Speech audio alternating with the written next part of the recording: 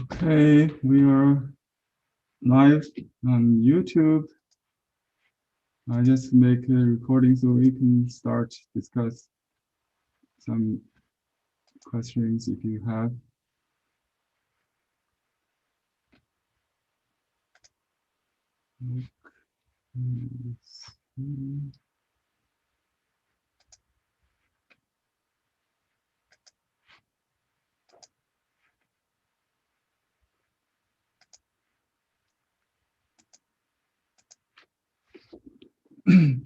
Hi, hello, Anne.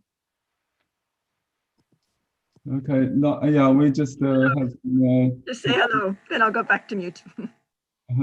Yeah, just say hello to each other if you like.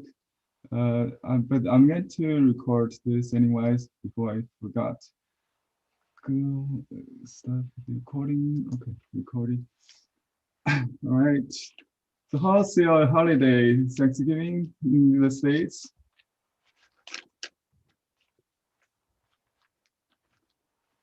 Daisy, your camera is frozen. Maybe you have to restart your camera.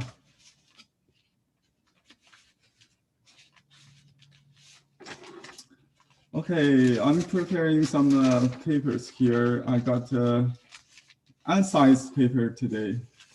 Did you get the handouts, everybody? If you didn't, you can download.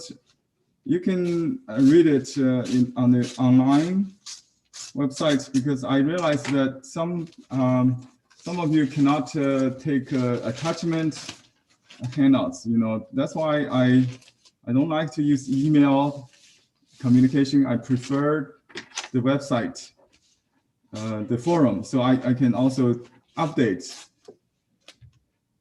the material as we, you know, as I have any idea, I just keep updating that. If I send you the final version, it has to be the last minute one, because I just added a few lines today, this morning, I think.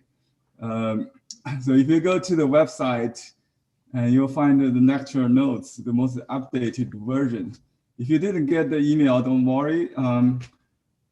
Let me see if I need to resend it, because I know someone didn't get it already. So maybe, let me see if she got it.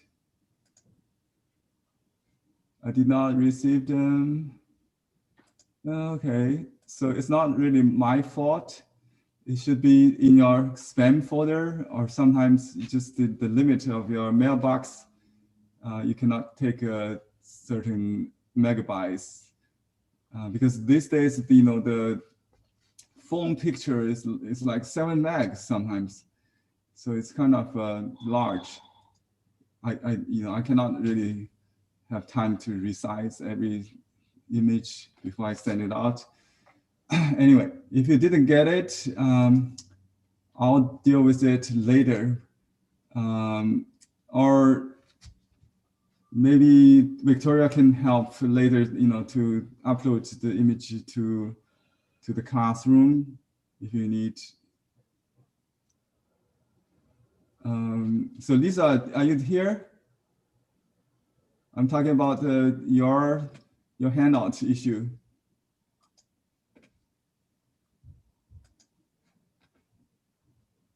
Not yet. Let's see. Yeah, it's still too early, huh? We're expecting more than 25 people, I guess. Yeah. Okay. Let me see. You can put it in the chat. Yeah, if you cannot use your speaker, you can use chat. I received the lesson and printed out, but I managed to delete it. So I would appreciate you send it again. Okay, I'll do that. So I'll resend it forward to everybody. Okay.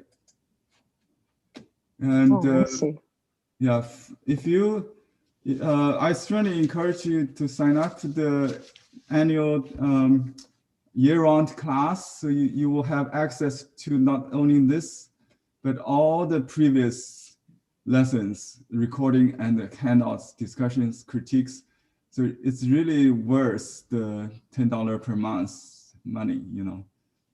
You already spent invested in this live class. Why don't you, just join the online class at ChineseBrushPainting.ning.com. I will send, there's a link on the handout, on the bottom of the handout. So you can click on that link. If it's asked to join, you can join. At least for the period of this class, you can join 3 months for $45 only. Or for 1 year, it's $120, but only $10 a month. Or you can even join 2 years if you want. We don't know if we will be still around. Anyway, should be, right? We wish everybody longevity. Let me see. So I will reply all. That means to resend it, I think. Okay.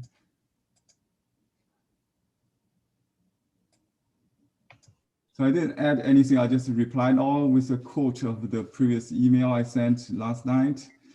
I really wish you had just a few minutes, maybe we'll have 1 more minute to just skim the notes, because I did you get it? And did you get it? Check your email, please.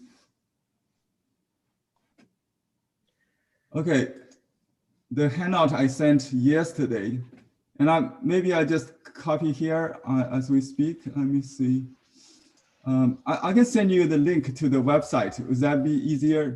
So for Daisy, you should just get to the online, the link, So I did receive your email last night. That's the full email, right, with the handouts? Mm-hmm. Yeah, okay. Did you get it now? I just sent it to you right now as we speak. Is it the same as the one I got last night? Yeah. Yeah, I have it. I got it last night. Yeah. Because someone said they didn't get it. To avoid all this trouble, I send a handout only for those who are not a member of the regular class yet. If you still have trouble, I'm sorry that I cannot deal with that now. We can deal with the problem later individually after the class. Okay, this is Lisa Curry, and I didn't get it for some reason last night, but Joanne did send it to me, so I just said it now. Okay, thank you. Yeah, I really appreciate your classmates helping each other. Yeah, it really helps. Thank you. Yeah. Okay, so I'm fine now. Yeah. Okay, great. Yeah. If you have a study group, our website is like a study group. It's really helpful. Yeah. Okay, today we have a very ambitious plan. I don't know how to approach it. That's why I sent you all the ideas written on the online, so you can read it as a background knowledge. So I don't have to go through this in the class to waste your time to read it, right? Right. That's why, because if you, as I'm still preparing, you can just scan, just take a look at those pictures maybe, and tell me which one you like the most to do. Yeah. I'm going to pull out the image from that email and put on the lower left. See if I can do that.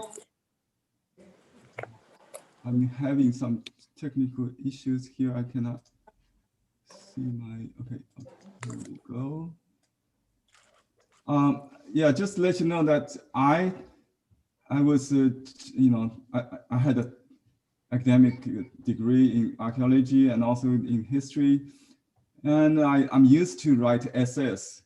So before, when I take my history class, I always participate in class with writing. I write for each class a little essay and give to my professor to read it, because my English was not so good. and I cannot really express myself orally with those words, academic words, vocabularies. And so I really appreciate if you just, read the, I have spent hours to prepare those materials. So I wish you get, it makes sense, to what we are doing, not just technique, because it's very important to read 1,000 volumes and travel 1,000 miles.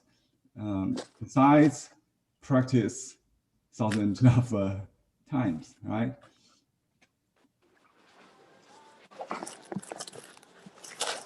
So I assume you have, some of you have read the article I wrote. And do you have any questions or comments? Is that good or bad? To go in this kind of a style today is the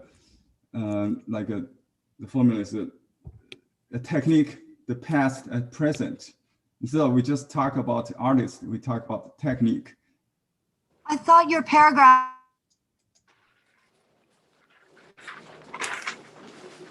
Excuse me, okay, sorry, I got a phone call.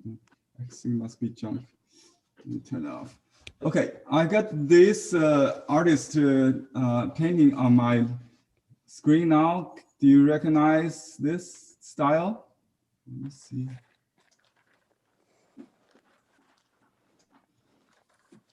Anybody? Like Mi Fu? Yes, very good, Susan, right? You're very Yes. good student. Great. Very good student. Yeah. Why? Because of the dots? Yeah, The- horizontal dots. It's named, the only technique named after an artist's last name at that, up to that time. Maybe we have Fu Baoshi's name called Bao Shicun, his first name, but later. So in the history of Chinese art, only one technique was named after the artist's name. And the name literally means rice. So if you put it on Google, Google will tell you the rice dot. It's not a bad translation, it looks like rice, right? Or eggplant dots, to be more precise, right? Eggplant dots, yeah. Okay, so this was first introduced, invented by Mi Fu, and later developed by many artists. So when we get to the 17th century, something happened, and we all have this this book as a result of that development. You know this book, Mustard Seeds Garden Manual of Painting, right? I sent you 2 pages for those who are not familiar with this book. The translation could be different. The letter Fu is more authentic. Fei is maybe a misread, I think. So for more educated people, they pronounce it as a Fu, but for common people, they will pronounce it as a Fei because it looks like a Fei, another character. Is confused with the other character. So his dots is called 大米, or big dots, and the 小米, 小 and 大 also means old and young. So his son, Mi Youren, actually is more, we know more because he is a professional, he's a full-time artist. He devoted himself, he didn't get married, I think even, he just married painting all his life. That's what he does. And he only pursued his father's style. He created, elaborated it. So we don't have many paintings from the father of Mi Fu. Mi Youren is his son. let me just go through some of the images here so you can see how modern it is, how contemporary maybe. In the, if I don't tell you, just this is a detail of a large scroll. Let me show you the large picture. Wow. Does it look impressionistic? And this was done, yeah.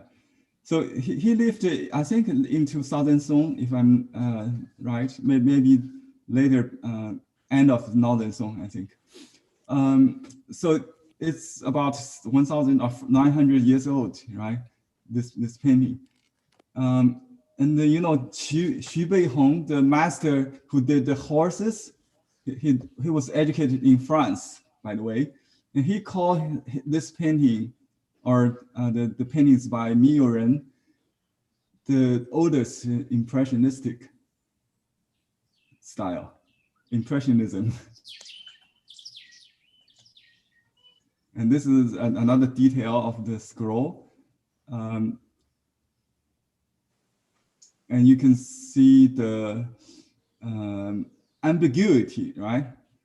Ambiguity of the mountain and the trees. Sometimes they just present it ambiguously to represent the mist. The mist. And this is very impressionistic. I just read a book on Paul Cézanne and his rocks. And it talks about this ambiguity in his painting. Because in 17th century, the French plein air painters have got a theory that you have to paint exactly what you see, even if it's elusive. If you cannot distinguish the tree from rock, just do so, just paint it like that. So in Cézanne's painting, you will see the tree and the rock are of the same shape and color, texture even, This is a Qibai Shi. Qibai Shi is my favorite, maybe most, popular modern artist, Chinese Picasso, someone said. Because if you ask anybody on the street in China who is most famous artist, they will tell you it's Qibai Shi. This was done in his 30s, 1928. I saw this painting in a local museum in Paul's, what's the Bar Museum in Anaheim, and this is the catalog. And on the handout page, I have a link to the museum where I painted this painting in front of the original. So I'm not going to demo this one today. You can watch that video. And because my folder is kind of disordered, I have to jump around over time, not a chronological order like I wrote.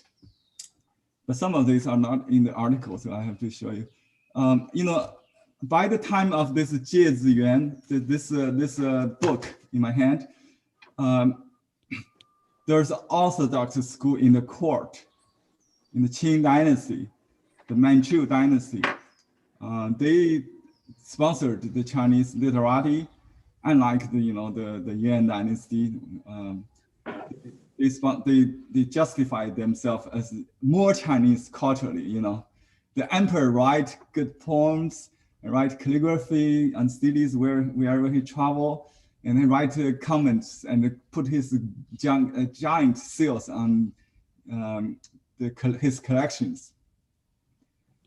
So those are done by the Qing emperor. Okay, and this artist is named Wang Hui. He's one of the four wands in the court. And he's I think the grandson of Wang Shiming.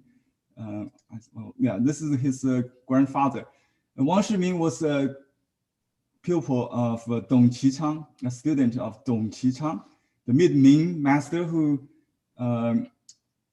starts to teach Chinese painting as parts, like how do you do a tree, how do you do a rock.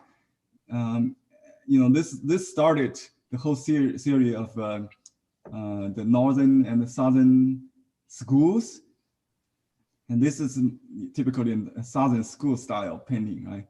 And they don't really, they're not interested in going to real mountains and, to develop this kind of styles anymore. And they just copy the ancient masters. So the Chinese painting has gone through several periods of development. I had a review in the article I sent you. If you recall, it gone through the realistic presentation in the Song Dynasty, the monumental landscape, and then the corner landscape in Southern Song. And then we entered a calligraphic literary painting style in the Yuan dynasty, the four masters of Yuan, Huang Gong Wang, Wu Zhen, Li Zan, and Wang Meng. Wang Meng we also talked about, I think, last time. Okay, do I need to mute? Okay, let me mute all of you. Yeah, please. Okay.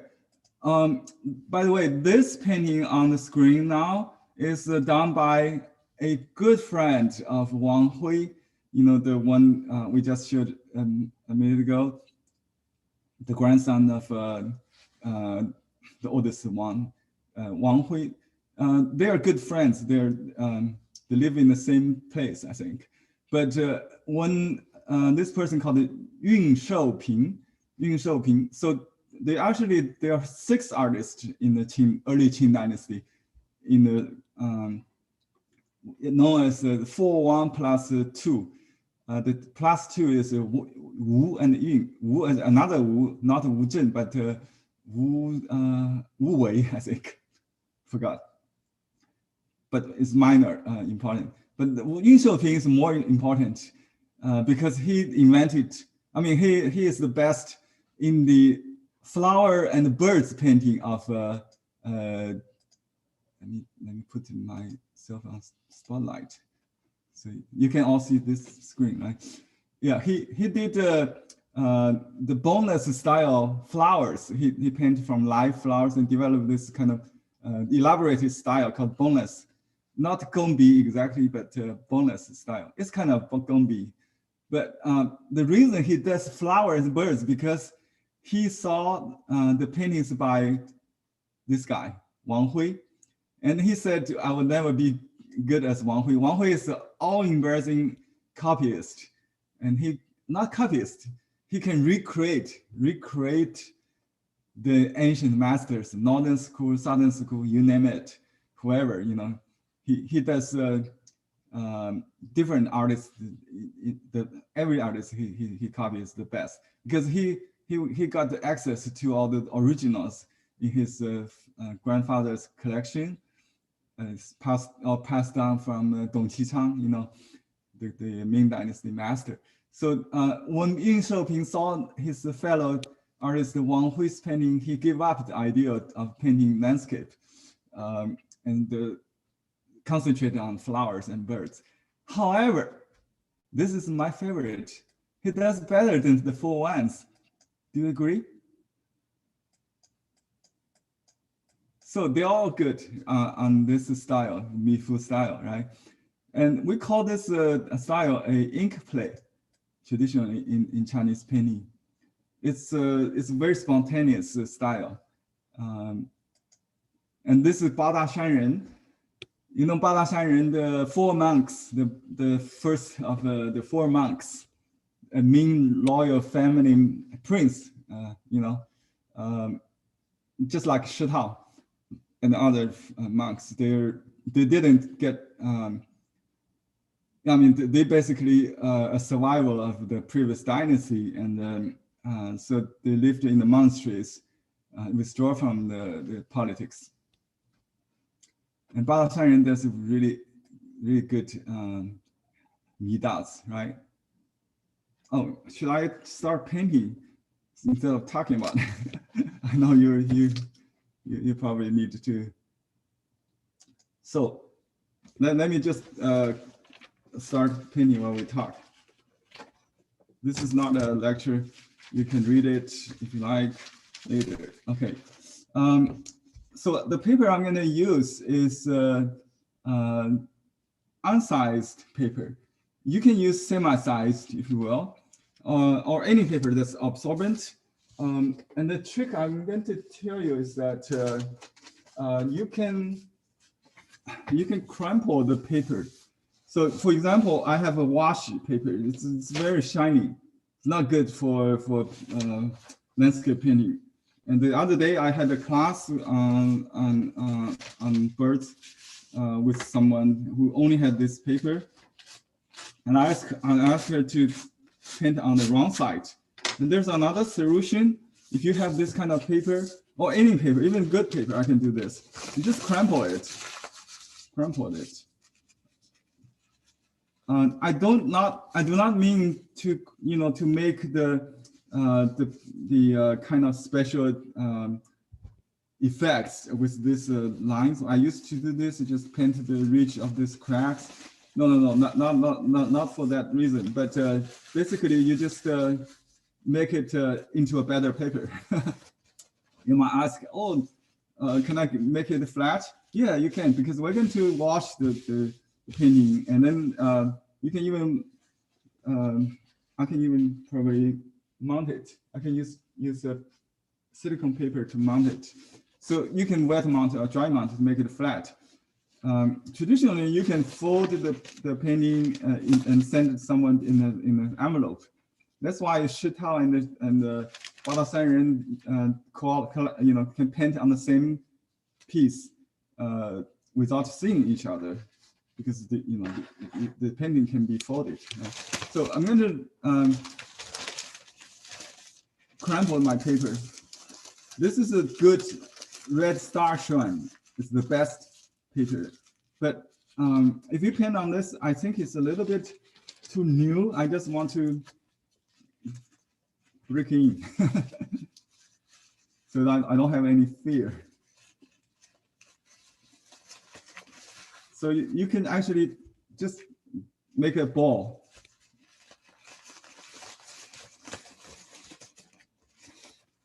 We really don't need to have these wrinkles. So you need to, if you like, you can iron a little bit maybe. And the other thing we can do is to spray it and wait it to dry a little, to dry a little bit, and you can paint on dampened paper. Not because here in the climate is so dry. Last night we have this Santana wind. It's so dry, and the leaves and the seeds falling out on the ground. I know it's so dry. My hand feels like that, dry. So I just sprayed a little bit moisture and let it relax, but not to the extent, well, you'll still have the wrinkle effect. But this creates some veins like mulberry paper. Yeah, if you have mulberry paper, you don't need to do this. You just use mulberry paper. Number 2 or number 1, you can still do this to create this kind of texture. Yeah. So I didn't really make it just soaked, because otherwise you have to wait long. I can use this piece as a blot paper to just blotting it, and it also make this piece a little flat. So this is the preparation for the paper, and we can make some antique effect also. So you paint like the result will look like an antique. Okay.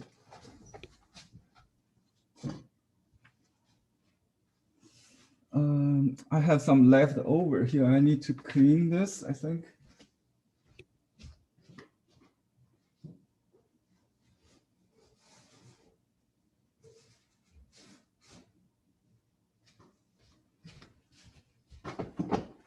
This kind of ink is no good, but you can use it as we call it, the overnight ink. With that, you need to use lots of water, and what that creates is a effect that the stroke, this brush stroke, will remain in place while the water smears. It creates a kind of misty effect. Also, I can show you overnight ink could also, be advantages. So any problem in Chinese painting could be like smearing or too dry, something. It's all advantages. It could turn into an advantage of your style. So I'm using a combination brush. It takes a lot of water. It loads with a lot of moisture. You can use the combination brush, thicker core. I think we have that. Or you can use, I have a Mi Dot brush. It's a soft brush. Or you can use this regular soft brush. So basically, I think this one, yeah, this is the combination brush with a thicker core or a stiff core. It's a less expensive one. This is a more expensive, the rabbit hair combination. And I still have some peach sap glue here from lesson 1. You can see how I use it. It just help to resituate the overnight leftover ink, not overnight, actually from the last calligraphy class we had by Victoria. So I just put a little peach sap, and I'll start just doing what we call this contour of the mountain.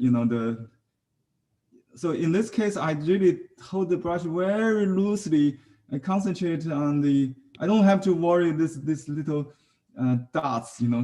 If the paper doesn't have these bumps, I have to make this kind of bumpy lines. So basically, you do it from top and to the left and then to the right, or you can do it just like continuously like this. Then remember the character. Even I don't see it in the master copy. I add it. It just reminds me of the ridge of the mountain. The Y-shaped split.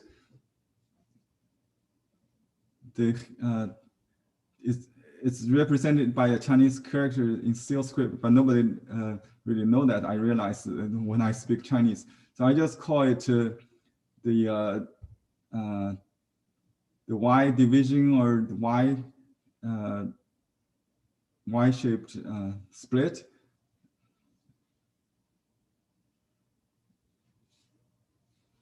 You really don't need to copy, just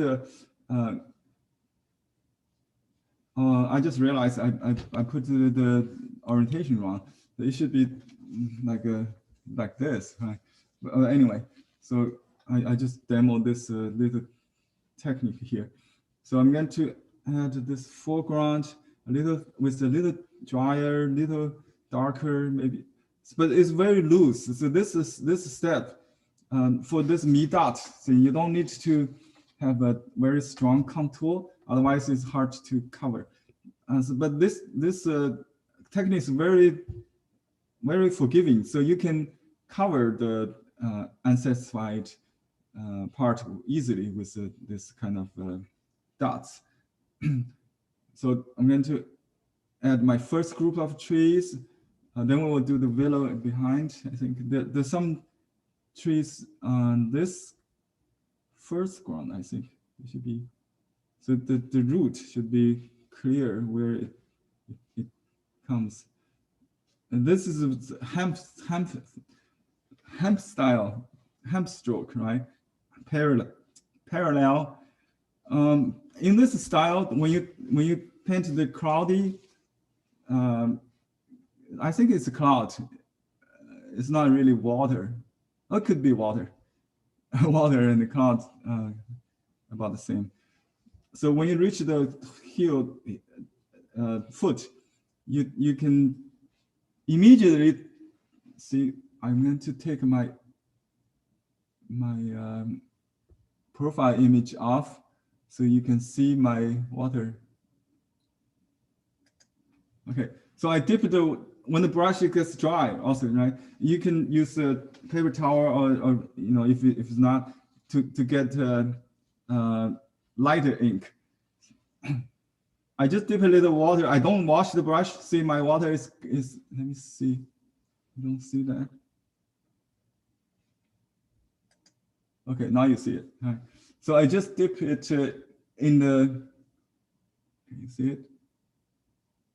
Okay, this way. You can see how little detail. So I just dip it you see a little ripple there? Just the tip, okay? I didn't put it in the, and this will be very light. I know it's clean water, so you can see there's nothing, right? I just wet this area. And then if I press down, I have ink left over in the heel of the brush. This is a reverse gradation. Most of the teachers don't teach you this in their swimming class. You don't really know this until now, I hope. And then you keep going because the ink starts to get down. So you get light ink here, just do where it's appropriate with the situation. And I use the heel again. See, in the early period, they didn't use the bottom of the brush. They just use the tip. Now we use the whole side, all the parts of the brush, right? Then you can reload a little bit, and you can add dry brushes on wet, because the brush is still thirsty. And I can use the dots to modify the shape. I can make a string of dots to represent a line, but don't make them look like beads on a string, okay? Try to vary the size and the shape. It's all horizontal, but it's just like some on the left side, some on the right side of the line is okay. You don't have to put the line in the middle of all the dots. There is a metaphor in the description of the mustard seeds garden manual. It's a very long, lengthy description on the mi dots. If you read that, it says you should avoid the string of beans, right? Soybeans. The contemporary artists, they don't really paint the dots in all the dots in horizontal way, and you can even go like a vertical or slant. So it's really flexible. And if you paint with the broken dots, it will be Fu Baoshi or Li Keran, the contemporary art masters. But for another artist, I'm going to tell you the story and introduce him later. His name is Wu Shixian, and he does exclusively everything in Mi style, and become very successful commercial artist in Shanghai, the biggest commercial city in China, like in New York. So Mi dots could be very realistic, I think. We'll do that later. But this is more classical, so that's why I show you this. And see, this gradation, it just goes by itself, because I have the dark on the tip, right? So I dot it along this sequence. It's from low to top to high, and then I created this gradation. Now the brush is even lighter, so I can just add this lighter ones. So I really didn't do it here on the palette. It just the brush and if you if you paint in a calligraphic way instead of painting way, like you try to mix one color and do one dot, that will never happen. You will never get the natural way, and it will take forever to do. Okay, and then just so it's very important that you keep the bottom of the brush clean with water, and then the middle of the brush has some light ink, and then the tip of the brush could be dark, or sometimes could be light. But in this case, most of the dots I can see is dark. But when you can see the dots on each stroke, you can make it up. You can put some dark on the tip, but you can just do it on the when you load. Let me see if I can show you this. I can show you both my ink stone here. I just I just touched a little bit dark. You can see here, that's the darkest. So you don't want to use pure ink more than maybe this area. This area is the darkest. So then from here, you should dilute it, right? You just add a little water, dilute it. So I'm going to get ink from here, not directly from the inkstone anymore. And then just put the best timing is before this gets completely dry, but not too wet. If you do that, it will create this kind of smearing effect. And remember this, what is this paper? This paper is the washi paper, the cheap washi paper, the machine-made paper. And it creates something really, really good, right? With this crumbled effect. So I'm waiting for this to dry. Maybe we just do another one. But it is very, very common that you break the wet, maybe this brush could be a little drier, and you can put a little peach sap, put some peach sap, and then ink mix. So it's a thicker ink, and you can then put on this wet without smearing that much, but it will not rain like this without the peach sap. And now I have peach sap. If you don't have peach sap, just wait. Just wait it drier, and then use drier, thirstier brush, so you can control the smearing. Peach sap is a glue from the peach tree trunk. We don't hurt the tree. We just collect the little jelly. You see that on the tree bark. When I studied this, I literally see how my teacher, Han Shaoying, used the peach sap right off the tree trunk. But nowadays, we have to buy it, right? We sell them on our website. It's one of the best popular products. Okay, so I have, this is completely wet area, and then I just use peach sap to control the smearing. If I do it on a dry paper, probably this will be very stiff. See, this is dry. I have to just, it doesn't smear at all. I have to stop and paint very slowly, maybe just to make it smear a little bit, so it doesn't look like stiff, a hard stroke on this. And I can blot it a little bit. If it's too stiff, I blot it a little bit, and then I add a little darker to it. So when you accumulate different layers, it's very important to vary either the shade or the tone or the wetness, and just make it different. So they work as a symphony, not just single sound. It's different instrument, different tones, like a different music instrument work together. Okay, now I'm ready to do this part. Maybe I will use a little dark on the tip again. But to play safe, I can add the tip as a broken ink technique, not really to make that part as dark as this, because it's supposedly in the distance, right? So maybe a little darker darker than this would be fine. Yeah, this dark, and just dot like that. I vary you can overlap a little bit. And I already did some very light ones. So this is considered the second layer, right? Okay, so just go with a sequence, but not a string of lines in the middle of the contour. That should be a boo-boo according to Master Stitch Garden Manual.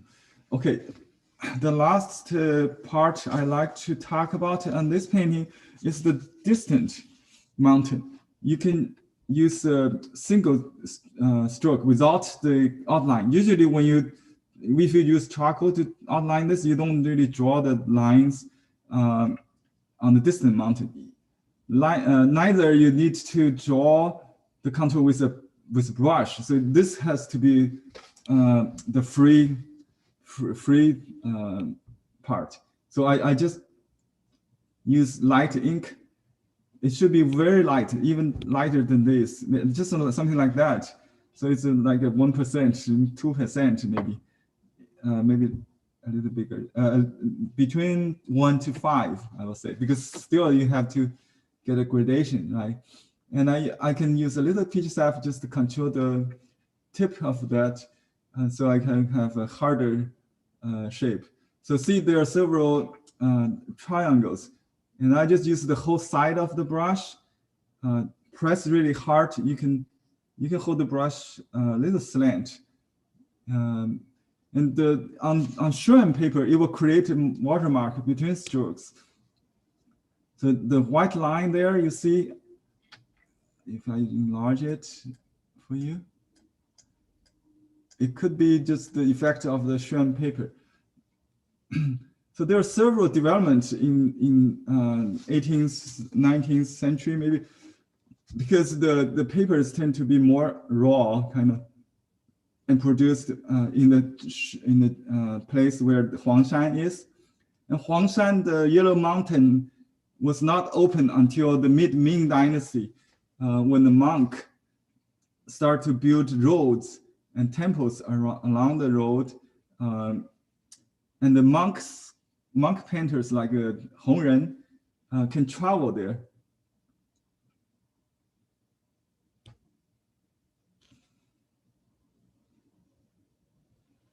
I really cannot control everything, but I try to just get, you have to do it in one stroke, whatever it is. And then a lighter mountain I see here, on top is water. So I just add a little water to the top of the mountain is in clouds. And I just use my bottom to paint like that. Yeah. So that's the misty mountain part of this. And you can add some mountain in the clouds like that.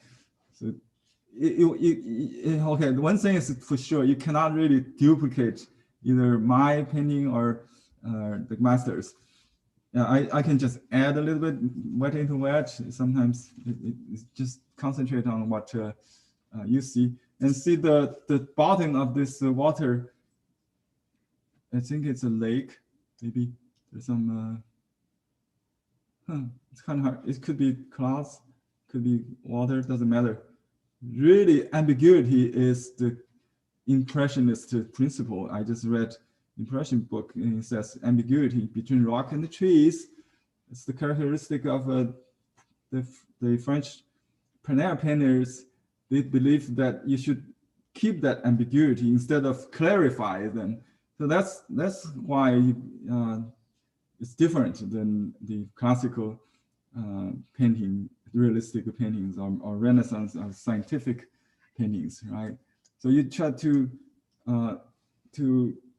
honor the illusion or the misinterpretation, whatever you call it. The ambiguity in painting is very important in this kind of dots, I think. So this line here represents the far lake or cloud sea, whatever. Horizontal lines represent the flat surface, like water, right? And So here I already seem to have something. A willow tree usually is on the bank of a water. So I'll do that. And willow tree is a little another difficult parts. We have a saying that 画树难画柳. To paint trees, the most difficult is willow. To paint animals is the dog, because people are too familiar with their own dog, I think. So you don't really can please people with your dog painting. Liu, because of this difficulty, you can use the special brush. I don't have it here. It's called a whisker brush to do it with a liner. But I just use the same brush. Just show you. And see, there's still done in 4-stroke group, just like upside down branch of 4. Like the character Jie, mustard.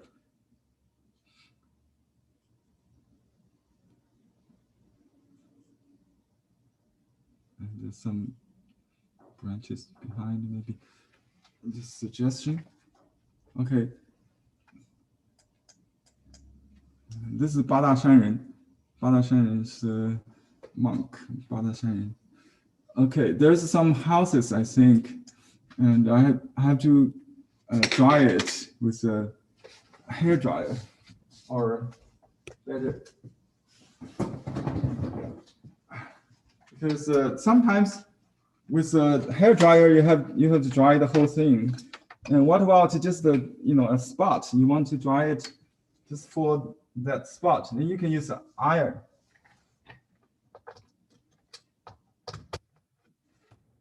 Oops, sorry. Okay, so if the iron is not clean, you can use a piece of paper to on top of it, just like that.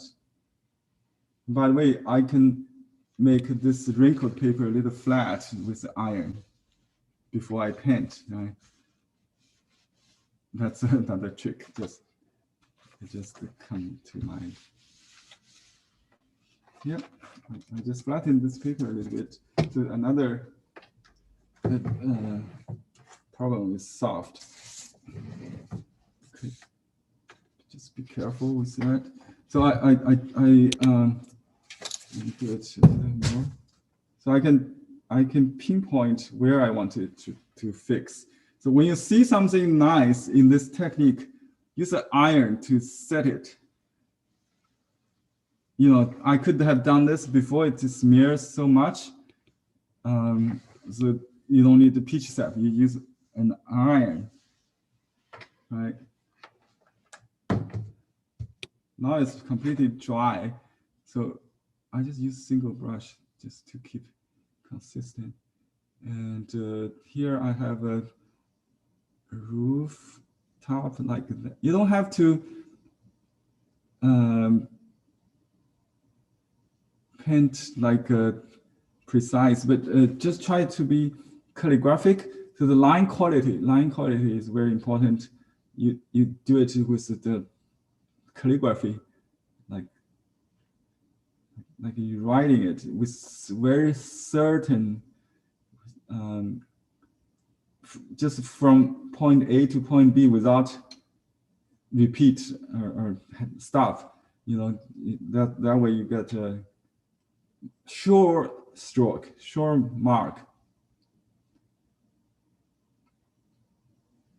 I don't see anybody there inside. So this is it looks like a waterside building with some structure under it, like that. So looks like a lake pavilion here with some balcony. Yeah, just like that. And just make up a little roof line. You can Can you see the details? Okay, I didn't get it zoomed, sorry. So I really don't need to specify this is a bush or rock or whatever, it's just a vegetation, right? But you can put another layer just because it's too flat. You want to add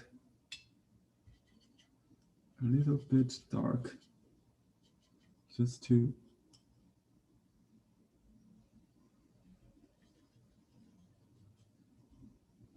and it experience because it looks like so dark, but really not.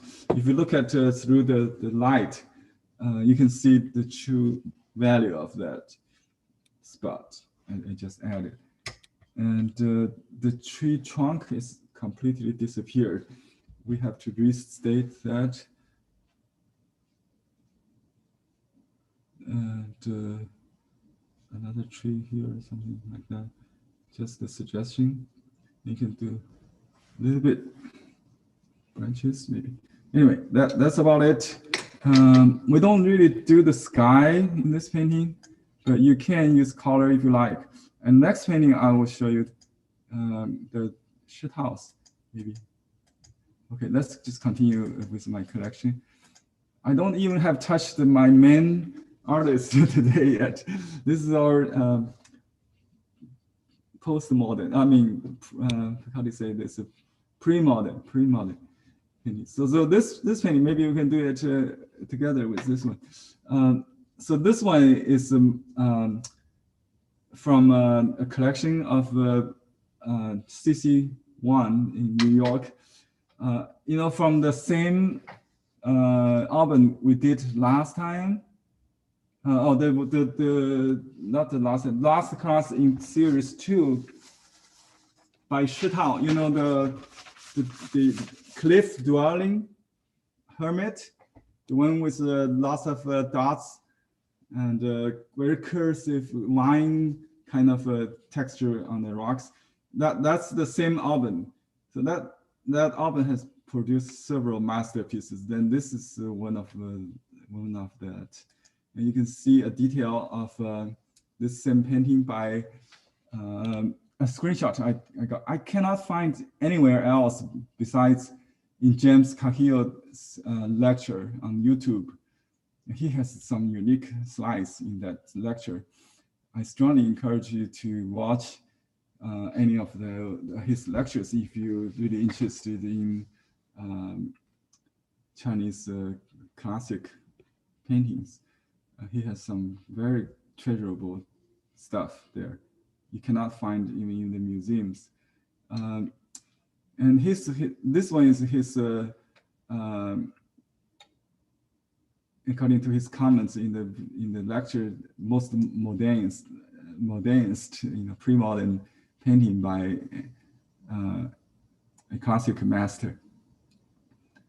What we see here is basically dots with we call it pouring ink, but not like the contemporary master Zhang Daiqian. He really literally poured ink. So to use the ink excessively of water, more like water, you can do this. So let's attempt to this one. What's the time? Okay, we should have time. Henry, who is the artist? Shitao. Are you familiar with Wei Wei? Yes. Yeah. Thank you. Shitao, the stone wave artist, stone wave. And we have Shixi stone stream last week. Together, they are known as two Shis of the same time in the turn of the mid 17th century to early 18th century. They belong to the four monks also. Shitao. Yeah, we got some really rare paintings to paint today. Okay, this painting, I think James Cahill specifically mentioned, I think he has a detail of that remote mountain. I didn't take a screenshot of that, but I think you can see it.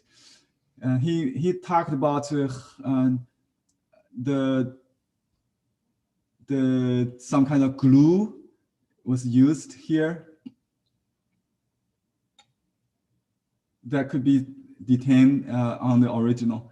I think there's detailed slides. If you go back to this lecture, you'll see some texture showing this. Let's do this. And he did the sky with white clouds. I don't think you can really see here. Let me show you.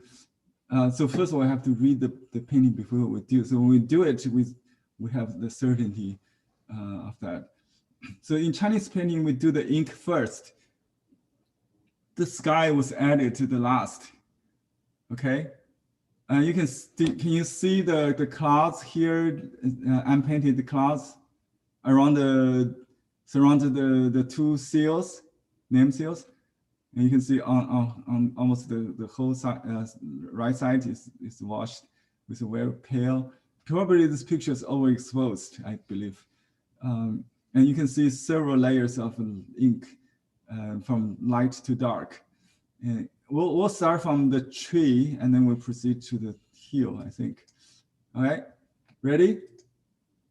Okay, I'll give you 10 What minutes. paper, Henry? Yeah, I use the red star paper because for this honorable artist, I must use best paper. Red star shrine. Yeah, you can use single unsized shrine, the same. Single unsized shrine. And I just crumbled it. I think it will help to get this kind of effect. He might have used some mulberry paper. I think he doesn't have the same kind of paper we have. But from this image, I think it could be mulberry paper of some kind. You see this kind of line, but it's not so coarse though. Okay. And he got some ink there, right? I got some ink, some blue here already. So I'm going to use that. And then I think there's a little amber. I have some amber here. Okay, let me see. Amber. Where's my amber?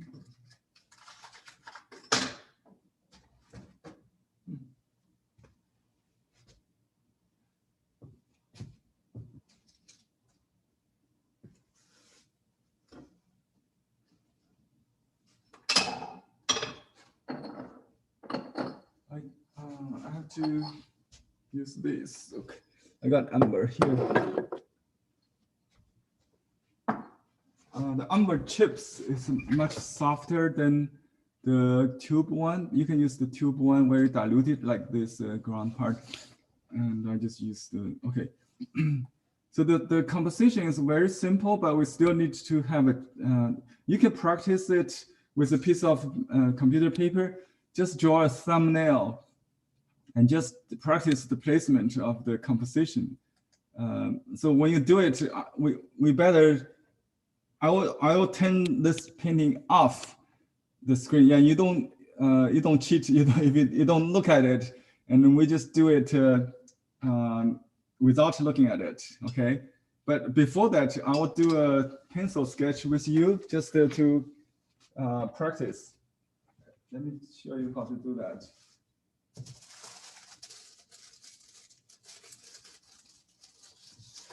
Okay, I just use a pencil and a drawing paper because that's what I got for the calligraphy class. Okay, let's just draw a thumbnail. Let me scan. I focus on this. Okay, so you can draw a little square, a little round, maybe just like that. Is it taller than the height, taller than the width? I'm not sure. I really cannot tell. It looks like a square. Okay, it could be just a square, but let's just do it. And then you just do a giant monolithic rock, a peak, like that. And then the three triangles in different, you can consider this as one, but there's a little white in between. So this is one. Just do a black and white copy for placement. Okay, just for placement. I may make mistakes here, but I won't make mistakes when I really paint it, I wish. And then another mountain right there, and leave some clouds is at this level. This is the clouds level, about that, about half of the paper. And so this peak is higher than all these three here, and then we should leave some more sky, maybe like that. So you can adjust the placement, you can erase it, but you don't have to. And then this part is a little bit steep, and this is a little like we can make this more steep like that. And I was thinking that I will move that little blue hill here more a little bit, have up to stop the falling, but I could be wrong. But I just make it a little up, then just straight down, and then I have to leave a lot of white space between the foreground trees and the mountain. So the mountain foot is actually here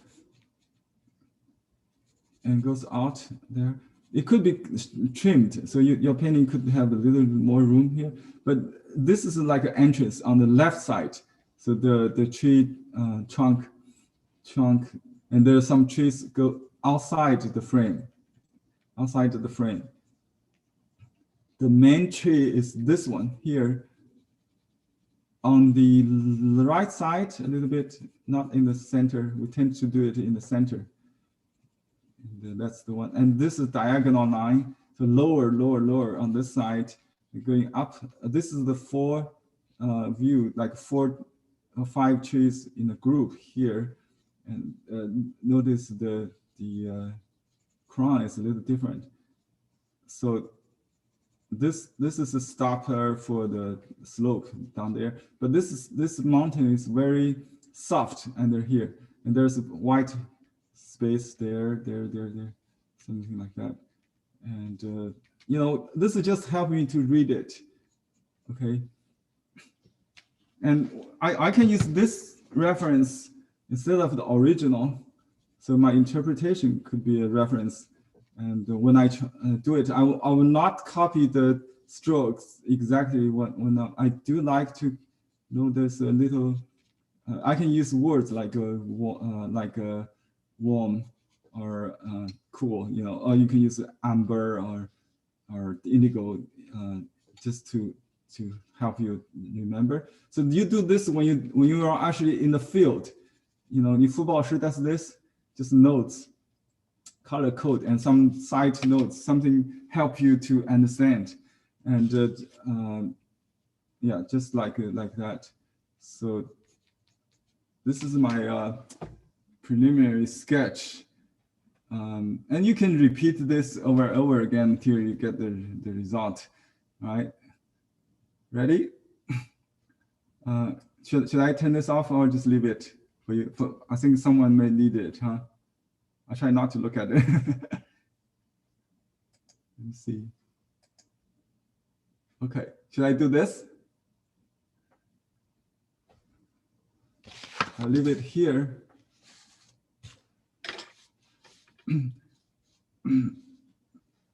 My paper is a little taller, so I'll just leave more sky on top. How about that? And you can leave more space between the trees and the mountain. So this will be optional, yeah.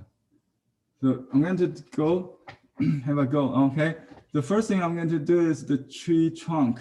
And I see there some medium dark for the trunk.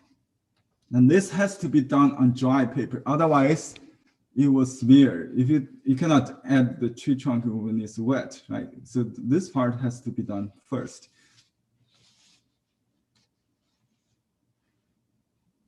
Go. you have to paint slowly, very slowly. Oh.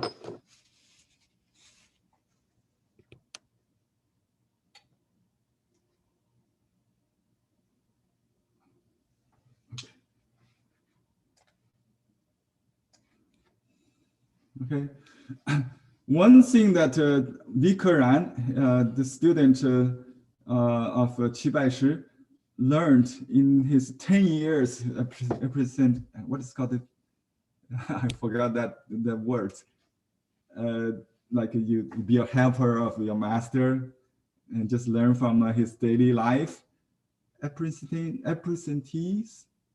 Can you help me, someone there? How do you pronounce that? Apprentice? Apprentice. Apprentice. Apprentice. Apprentice. Yeah, Li Keran was apprenticed. Just like you grind ink for the artist and just watch him painting on a daily basis. And the teacher, because he doesn't really teach you stroke by stroke. At that level, Li Keran was already a famous artist himself when he became the student of Qi Baishi. And he learned that the master does very slowly, like this, very slowly. And although he writes in the end of the painting, he did it in one sweeping stroke. Like he said that he just painted Yi Hui like in one stroke. Yeah, that's just an attitude. You don't to go back, you don't repeat. But the precondition that is you have to do it a la plama in one shot, right? Just like a Western artist, they say in a la plama. So in order to do that, you have to do it very slowly. See, I think I already got too dark. Too dark. Let me reduce that.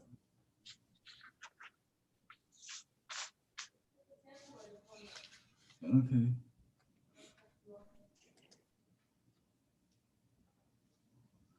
Yeah, I encourage you not to see the sample, but now we have to do it. Someone rely on my sample, so I'll just copy then. Just to copy, it's a composition at least. Okay, now I'm going to add some water to the brush and then starting down. So I get light to dark gradation gradually. Remember I talked about reverse loading the tones from light to dark. So I just exhaust the brush and I keep loading the water. You see my water loading on the side. So this is how I get the light. This is how I get the light, right? So it's from dark to light naturally. And then I see the problem here is this line is too straight, right? And the master has some branch to stick it out like that. That's one thing to break it.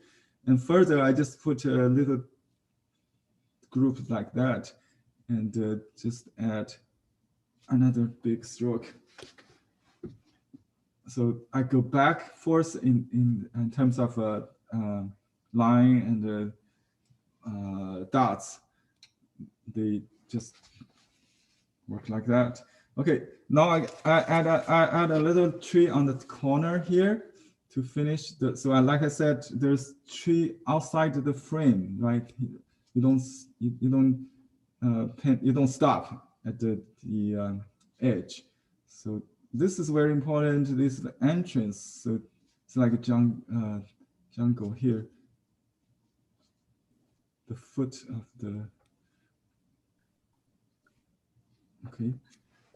You don't copy exactly, but just copy the stroke. Yeah. Okay. Here we'll do some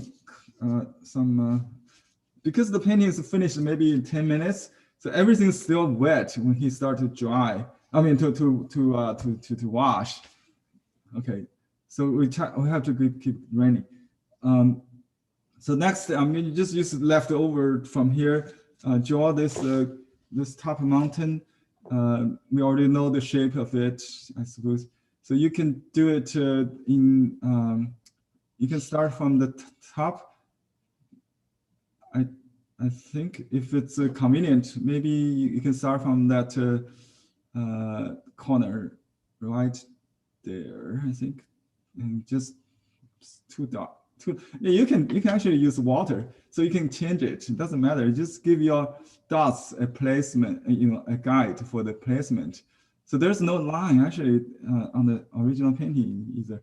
I see a little bit, but you can just basically use water if you're not sure, and then look for the next turn. Like here is a corner, here is another corner of the cliff, just like that. And then just water to finish the bottom part. So you start from everywhere. You don't have to start, like you finish one section to the other. It just depends on the situation on your brush. So you can go from here, and then it gets lighter or drier. You could do the lower part. So this is how I do it, and then. You see, I leave some gaps. I just like that, and then I fill in with another round, overlapping with a little darker, and just like to fill in the gap like that. So that creates interest, not just the side by side, just one string of dots. That's not good. So just like a overlapping, wet into wet here. Just and try to use the dots to align, but not exactly finish. You see, there's some lost and found between the dots. Let's go. Okay, so they could be rocks, and it could be. I can draw a line for the slope, the dry line like that, and then just do dots along it like that. I see some kind of variation here in the slope, so it's just kind of go a little bit in and then out. You try to simulate, but not if you didn't get it. You might have something better even. So you don't have to copy exactly the angle, the length, everything, but just try to avoid a single line. So there's a kind of cliff like that, right? And then there's a little kind of flat here, and then go further down like that. So you try to create some kind of a rhythm, not exactly the same. So now I use dry brush. See how I do this? I just dry brush, and then I use wet to soften it, just like that. You can hear the sound. I wish.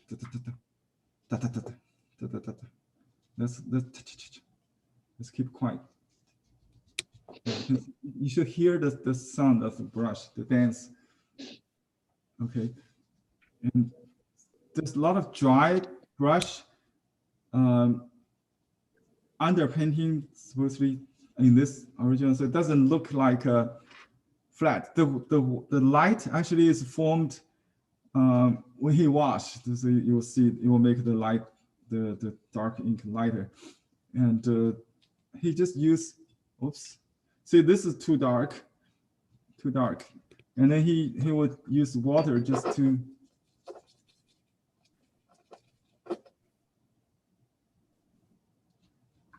And see, I dot the color the exactly same way as I did the tree, or whatever you call it. This is the. You see my color here. Okay, I'll just put here. So I use umber now. The umber concentrate here in this area, and then disperse. There's some white spot. You don't have to fill in, between those between the dots, and I can even see some yellow. Okay, let me just add a little yellow, but avoid ink. That's another thing. You don't want to get ink in the yellow. It will be green.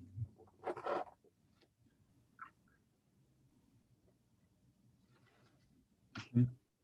I see a lot of yellow here, but not too yellow. That's too yellow. Just add a little. You don't have to get even. So that's the best part of Shuan paper is you get all the variations. On watercolor paper, everything tends to flat. Because this will keep the stroke, the color differentiation in place. And I can just, let the water, the very light color and of amber and the yellow, a little yellow, maybe you can mute it if it's too intense with a little ink, it helps. So now I just remember what we have a class called the Neo Fubao Shi class. That's what exactly Shi Tao already did. Nothing is new in Chinese landscape painting. If you studied the 10,000 years of history, do we see anything new here? No. It's all in the history. They already did. So some artists say, I'm new or something. It's just a marketing strategy, I think. They won't tell you where the source of it. See, this is the bottom of that echoes the peak, right? And you can have some cool colors now. You can just add. I think he used the mineral blue and indigo mix. I can get a little bit leftover ink here just to put in the just like Zhang Daqian did. Zhang Daqian's best skill is to copy Shi Tao. Do you know that? He can paint Shi Tao out of his mind and to pass the keen eyes of Huang Binghong, his connoisseur for the Forbidden City. He will take Zhang Daqian's painting as original and buy it. Oh, that's Zhang Daqian's legend. So I just dot the color exactly like I did with the ink, with this mineral and a little bit indigo, maybe a little mix. My color may be a little darker than the original, just be it. I cannot really copy it. Even the artist himself cannot do it. Believe me. And I still leave a little bits of white, whenever it's possible. Otherwise, it will become what we call a pick, ink pick, 墨珠, ink pick. It's a traditional term for bad ink, like without if the ink is applied without the stroke, which is the opposite of the ink, it's usually drier, and you become an ink pick. It means that there's no structure of it. So leave a little space between strokes, it will help. Oh, not the sky. That's the most challenging part. And today's main thing to learn. So we're going to do maybe in 2 steps to go easy. I just use light. I think Shi Tao just did it in 1 stroke. Yeah, maybe because it's still very calligraphic. But you can add to it if you know how to control the smearing. So I'm going to use my iron still on the side clicking. So that reminds me I have a modern tool that Shi Tao doesn't have. So I don't have to worry too much about the smearing here. And clean the bottom of the brush so it's clean. You see the lower part is basically water. and then a little bit indigo and a little bit mineral blue. I think you can get in the this set of 12. This is the number 493 for mineral blue, and the phthalo blue. Similar, but I'll use indigo, which is 495. 495. Okay. Here, it's wet on dry. All right. So I'm going to do this triangle, and I try to use the 4 strands of the brush. So I'll start from the lower part. So maybe just okay. Let me just do it.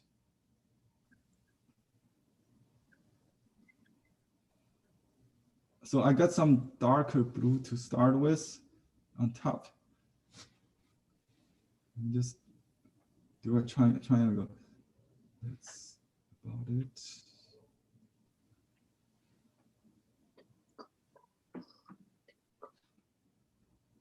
Okay, it just goes into the mountain, it's fine. And you can use a little peach sap.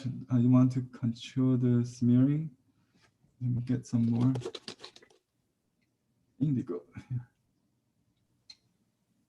Oops, it's got dry on me.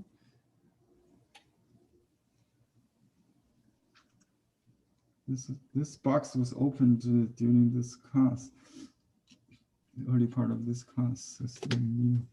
Okay, now a little bit indigo, a little bit mineral, and a little ink, maybe just muted a little bit. Okay, it's something happened. Wait, what do you do? Let me see. I think someone shared the screen. Okay, it's fine. Okay, look at this. And my triangle may be too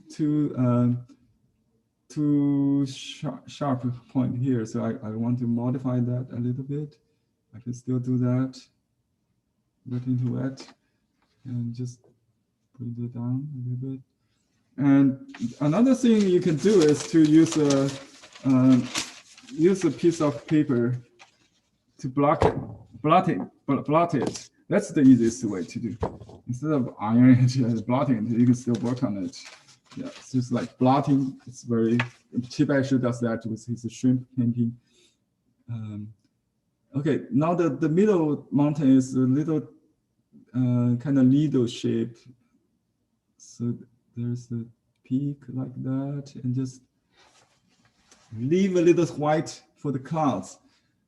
See, I got it, okay.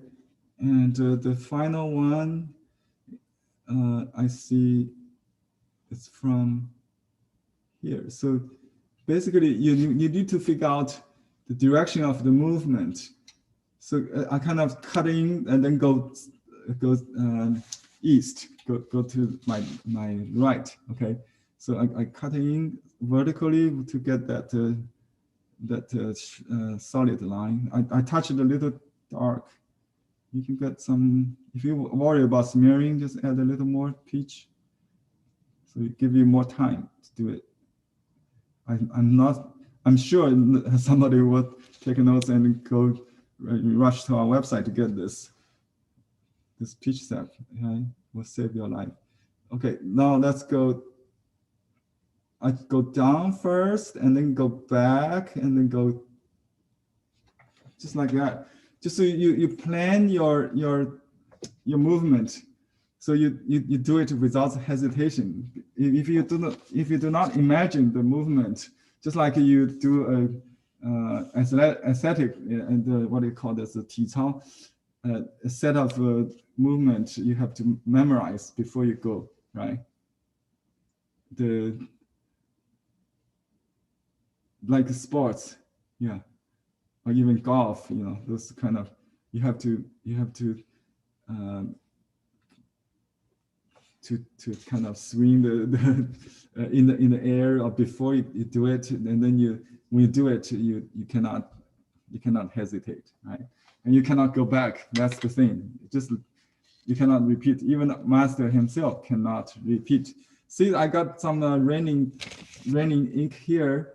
So I'm going to wash the sky. What I try to do is to prevent it from further smearing. That's a principle that, because the water tends to go where it's drier, so it will tend to bleed towards the right of my painting.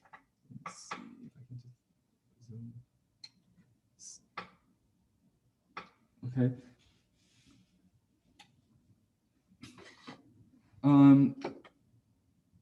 To make it easier, you can wet the paper at least partially, but you don't want to spread the dry part, so you might hide it. Just spread the painted part. You need to protect that. If you spread water, I just use my computer paper to do this. Okay. After wet the paper, you can do it without leaving hard lines. So I just used the mineral green here. It's like a cerulean, right? In watercolor, but it's opaque. Cerulean is opaque in watercolor. Okay. So what's the number? This number is the same. This I mentioned earlier. 493. 493. Thank you. Okay. See the clouds is horizontal, so it's above the line here.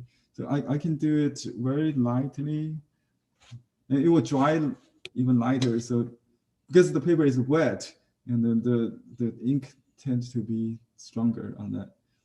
So I just do it from this side, and okay, let's just do this here because this is a little too dark. And let me just add water. Okay, just go down. And if you stop, you will create more water gaps. So you need to do it fast. And if you have a larger brush, use that. Let's say I have a super wash brush. Super wash brush, it's larger. And you can even use the flat brush, the wet mounting brush, that kind of pipe. We have a triple stem one that's perfect for this also. Or you can use the Heki brush, Heki brush, and just use your. See, this is the kind of color I was hoping to get. Yeah, so that's my lesson. You have to test it. I think if you're not experienced with the color intensity, you better test it so you know exactly what you're getting after mounted. But after mounting, now it looks like the mounting goes all the way here. Oh, that's okay. It's not too bad. I like it. It might be a good idea to have the mounting goes all the way here. It's like another mountain behind this one. So it goes like that. So my sky is only this pale part. You don't really see that in the computer. On the computer, I don't see that much on the image here on the computer, but it's not white. You see the white is here on the corner around the seal, and here down the mountain, and then a little white here. So 3 white, 1, 2, 3, and some white between the peaks here, the distant peaks there. That's the white. So very important to leave interesting white and painted white shape. Let me just make this part a little bit. And you can go back after it dry a little bit, even touch a little bit the mountain here. Henry, we don't see your painting. Yeah. I see. Sorry. Oh, I just tried to show you. What I did is I retouch a little bit here because the white it's too large. I made up a little bit. You can still, maybe I still need more, but it's okay probably. It's big clouds then. Just as long as there's small clouds, large clouds, it's variation, not the same shape. It's naturally happens. It looks like the mountain, the clouds is even invading this front mountain, which is interesting. Okay, and I made this part too dark. Looks like another mountain, does it? But I think it's good because this mountain looks like too lonely and it needs some support maybe. And you can even, confirm that with a little, maybe a little ink structure, maybe just like, but we won't do this me dots again. You can have a little, just maybe, I don't know, for distant mountain.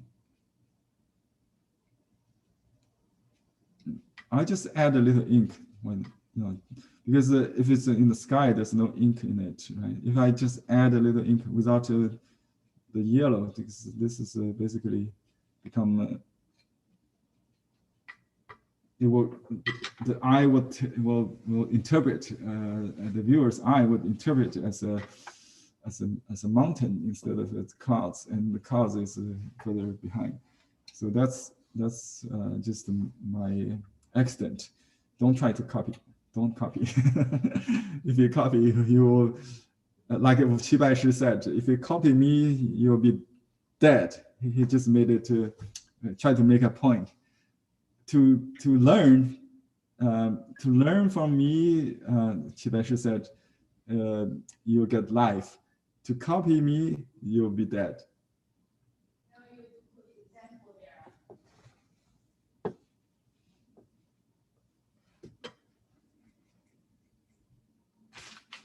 You mean the Qi Baishi?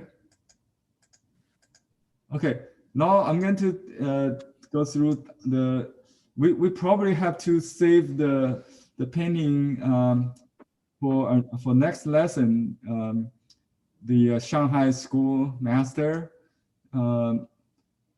This is Li Keran, the Qi Baishi student. Let's do, let me see if I can, maybe we have time. We have half an hour. Maybe we can do that. Let me pick an easy one, because since we already have these two exercise, we can do this one, I think. Okay, what about this one? So this painting was done by an artist named Wu Shixian. It has a word shi in it. When artists have shi, they always got good, marketing edge. Shixian means stone immortal.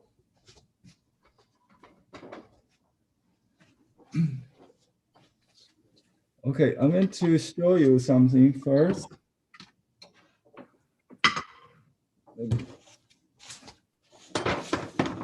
Okay, this is a poster. It's not a life size, but very close. It's a large, the Chinese calendar. They have a year calendar. I think it's a year 85, 87, or 80, something like that. I saved it and I carried it around with me to the States, to wherever I go, since it's a me style, me inspired contemporary landscape. It has the lighting in it, so it has some kind of Western influence. He studied Japanese painting when he was in Japan. He began with the style of Orthodox school, like the 4-1s.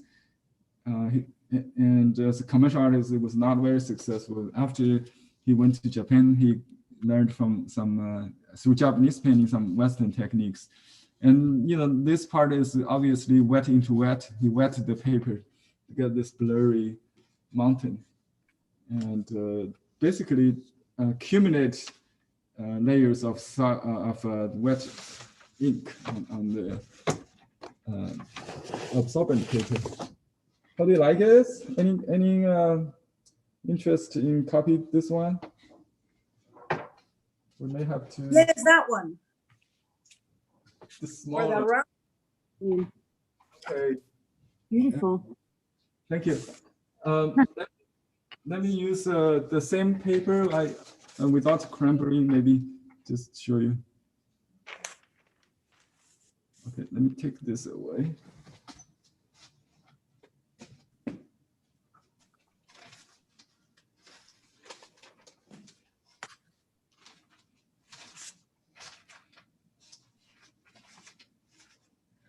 How do you like the absorbent paper? Should I use semi-absorbent or?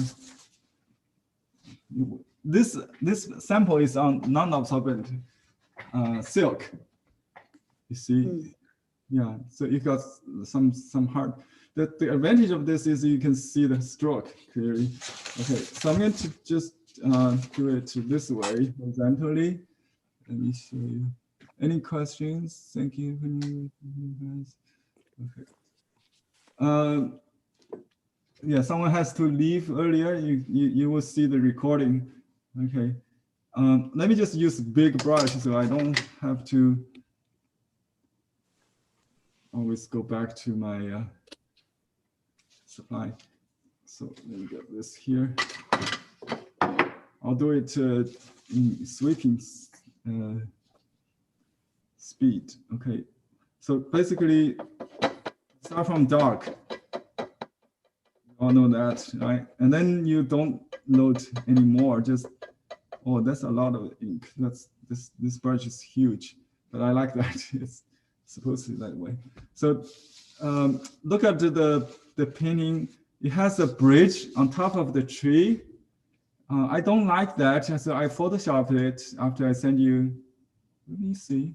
Oh yeah, see, this is can you see the difference? Let me show you. So this is the original. I Photoshop it.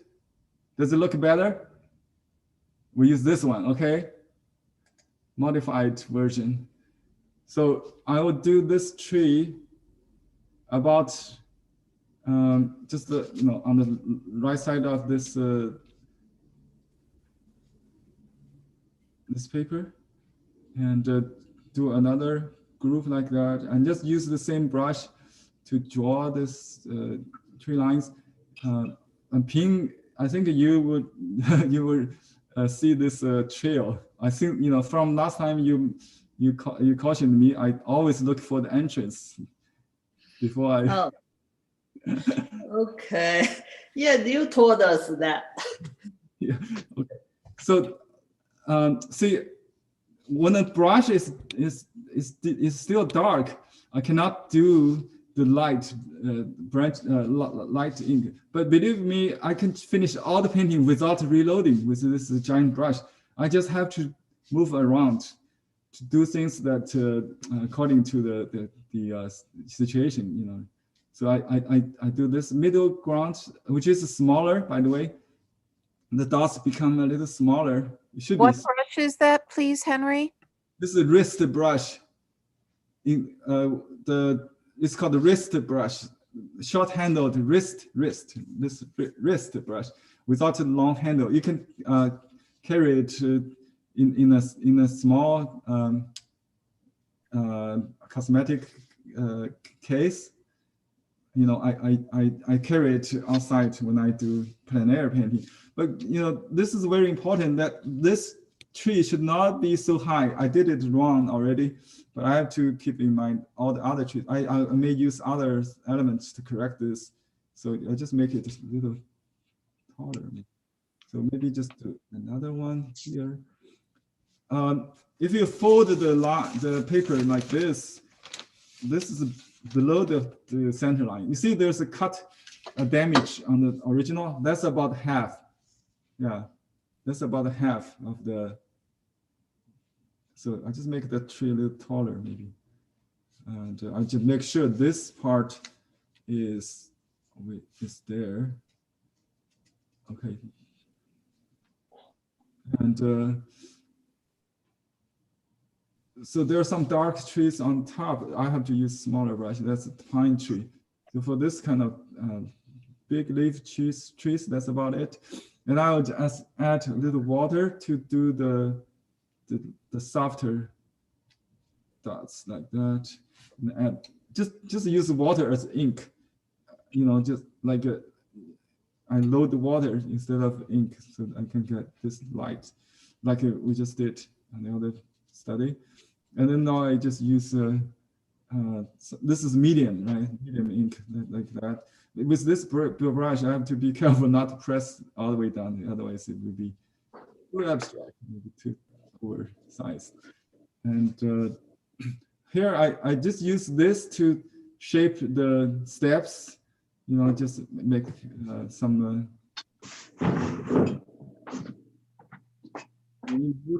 background noise for you guys. You can still unmute yourself. Okay. And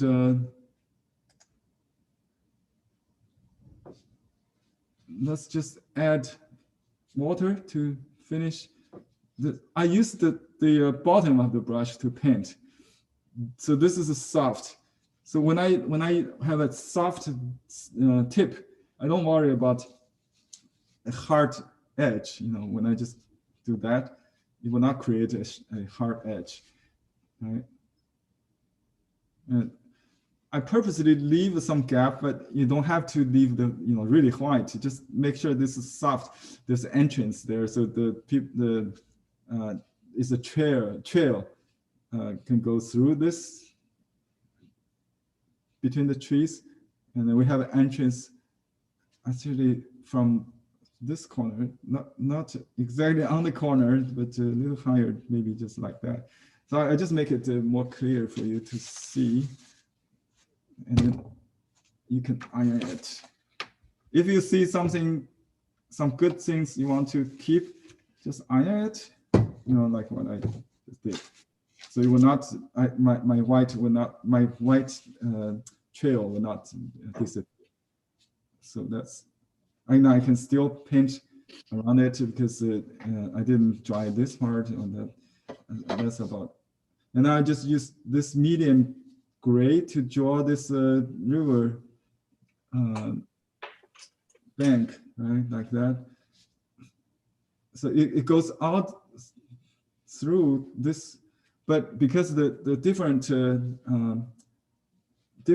tonality, it's behind. It won't really confuse. Oh, actually, this is not good because it will confuse the river course. So I should have avoided that part, but so what? Let's just leave it. And then we try to do this river here on this side, and I need to make this tree a little higher. So that creates some depths. Yeah. Be very sensitive to tone, the darkness, tone or value of the ink to indicate the front and the back. So when I paint the back, I should use light ink only. But maybe you can wait if the ink is not right. You don't have to wash it. You don't have to do it right now. But because I try to. If when I try to get the right ink, I always didn't get naturally. So I just manage the timing according to this natural way. The ink on the brush, according to the ink on the brush, because the ink on the brush it's getting lighter and lighter. So you do it from front to the rear ground. Okay. Henry, I see some color on the trees. Don't worry about the color at this point. Yeah, just do it monocolor today. You can do it later after the ink is done. You can always add that. Okay, here's another thing. You might just turn the paper like that. Would that be easier? Yeah, I think just do that, just turn the paper around. Instead of doing this, you can do that. Yeah, just horizontal river, sandy bank is the idea. So you have to keep it horizontal, I think, basically, and then add water gradually as you go recede. And there's a temple behind, a high raising, and we have to do a little building thing. You have to avoid those things, so you have to do that first. Okay, so we do a little village house, a barn, kind of behind this tree. There's a little barn, country home, and there's it looks like a Western landscape. Huh? There's some fence, and it's behind this tree. This tree a little bit too low. Just vary the height of that a little bit. And you should go light and then dark. That's probably better. Okay, now we do this building here above this group of trees. I really need to enlarge that. I'm sorry, I have to boost it for time being. If you look at the other part, you have to look at the handout I give you. So this two buildings overlap each other, one in the front, one actually there's a tree, that's distant tree in front of that. So just add light trees. Now I'm using a smaller brush, so I have more control on this. It's not really detailed, but I think the value is more important than anything else. Okay. And just a little bit feature on about the building, multi-storage building, multi-flower temple building. And so we want very soft trees behind that one. So it goes to the side like that. And there's some trees. We can add the tree trunk later. So don't worry about that. Just tree tops and some very light ones, like just adding water, and then it will go from light to dark, right? So that's the trick. Adding water, and then go just like that. I think I turned to paint too solid, and then zoom out, and my brush was too big, so I have to reduce the mountain into a smaller one. So I have to go. Let me see if I can keep that peak there. So I'm just using very light ink to wash this hill here. And see that just connect that. And you can just use me dots. This is middle ground, right? Middle ground, so you still have me dots. The most distant level doesn't have any. So then I'll just reduce that hill into a, instead of the triangle, I just make it integrate with this front. Oh, I think this is another thing I need to correct. Okay, where's the mist? Yeah, the mist should be in between this front tree and the back tree. So let's leave some white there.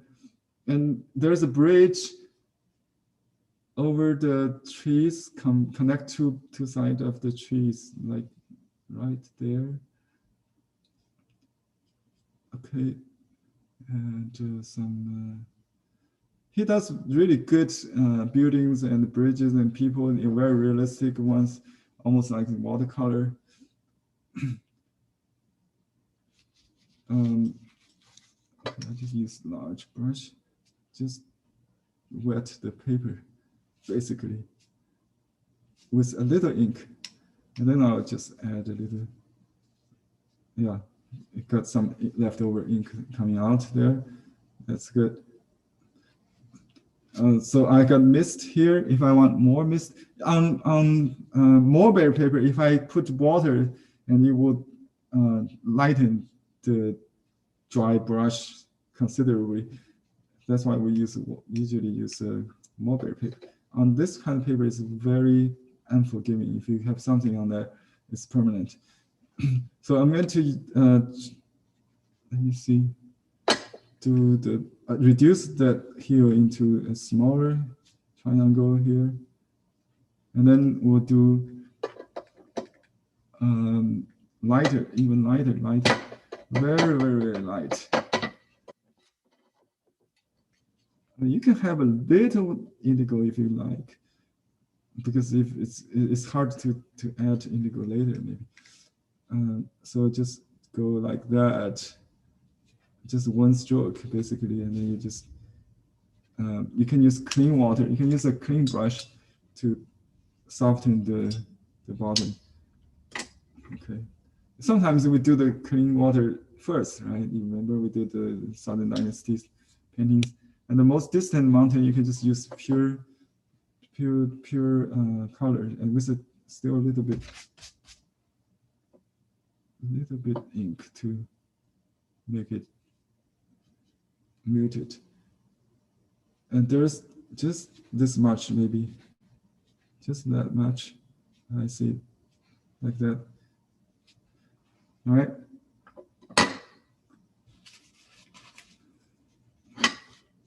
And here it's a big clouds, so we just use a light ink to squeeze that out. That's a big clouds, and some mist behind the white building, the light building, if you will. You can use color if you want, but this painting basically is a black white. I don't think it's a color painting, but he does wash the sky, and that's his character. So I just use clean water first, and then I use a little bit ink to continue on top of that. So I got the soft wash, and but sometimes we need to see the strokes. Like on this side, I will just roll the brush instead of paint it. You know, if I don't roll the brush, I break it easily. I tear it. I tear the paper easily. Very likely. I mean, not easily. Likely. I tend to tear the paper if I paint on dry paper with a wet brush like this size.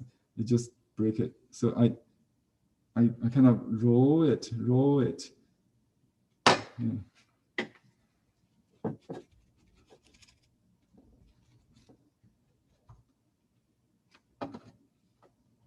And you can add more clouds if you like, wet into wet. Let's make it more like a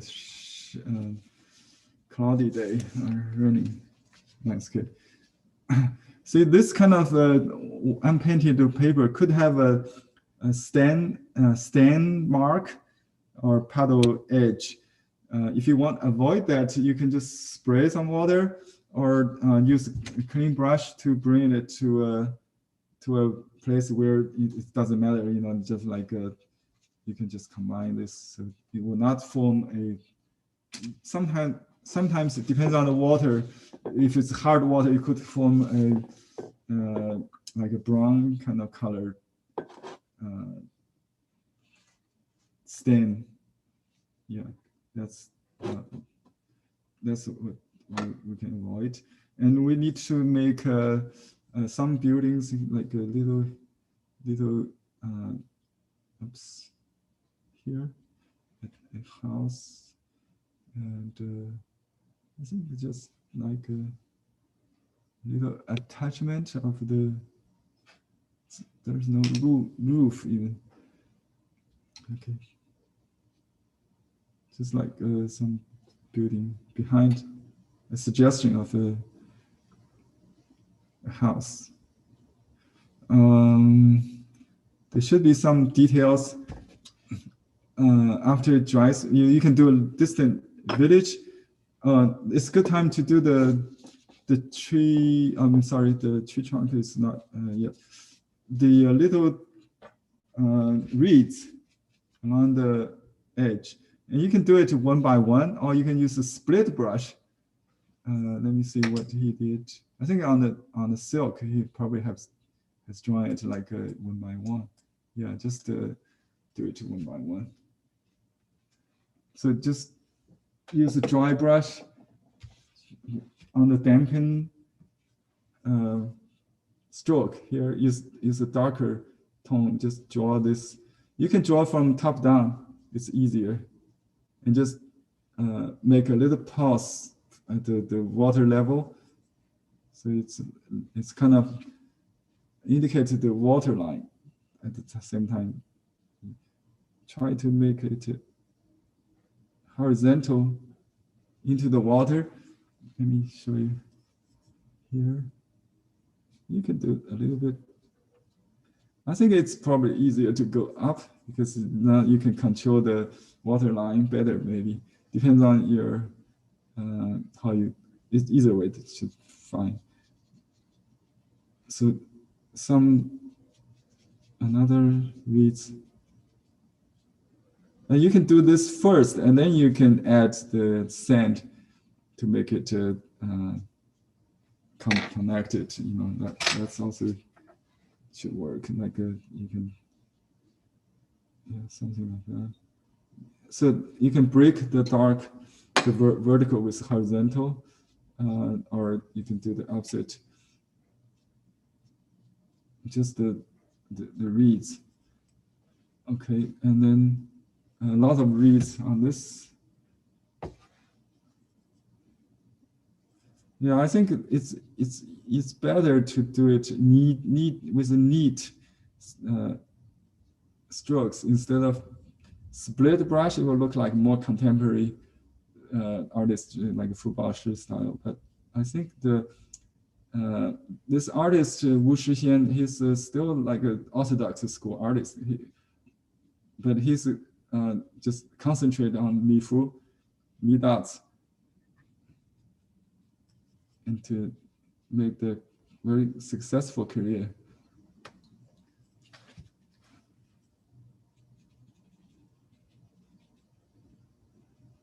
Okay.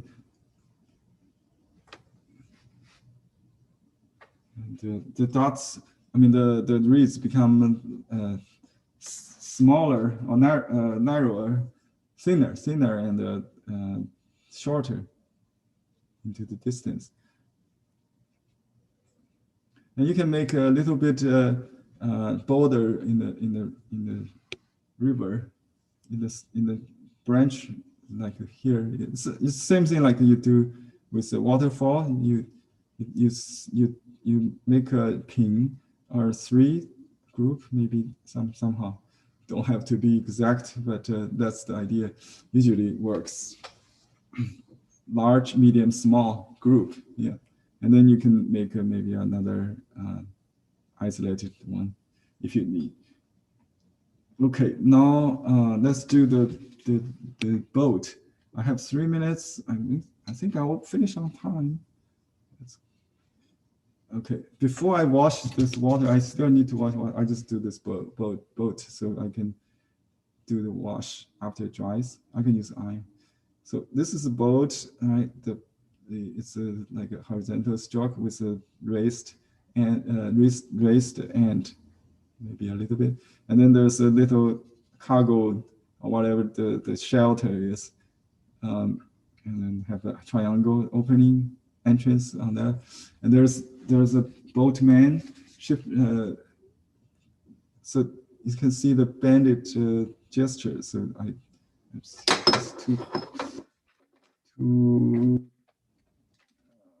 this is calligraphy brush, sharp tip. You have to wet the brush to get the sharp tip. Let me zoom in.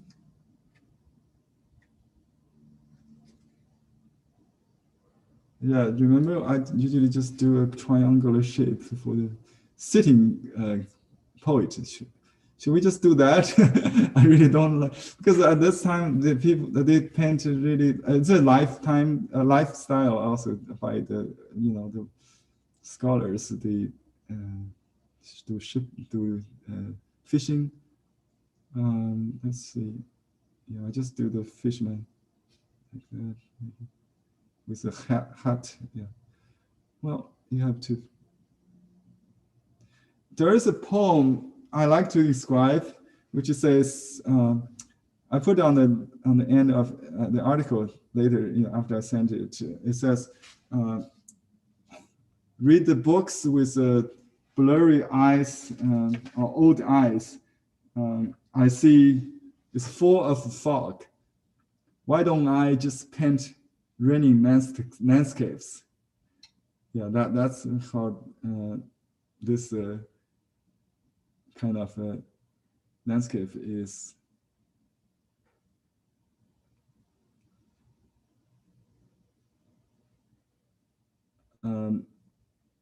Let me read the Chinese so someone in the class may understand better. 老眼看书全是雾，老眼看书全是雾，模糊只写雨中山。Old eye read books full of fog. Ambiguously, it only writes about, because write and paint are the same verb in Chinese, only writes about rain in the mountain. Rain in the mountain. So that's the title of this painting I will write later. Let me iron this to dry. I can just use a piece of paper. I can use a clean paper. I don't worry about some stains. It could be inspiring.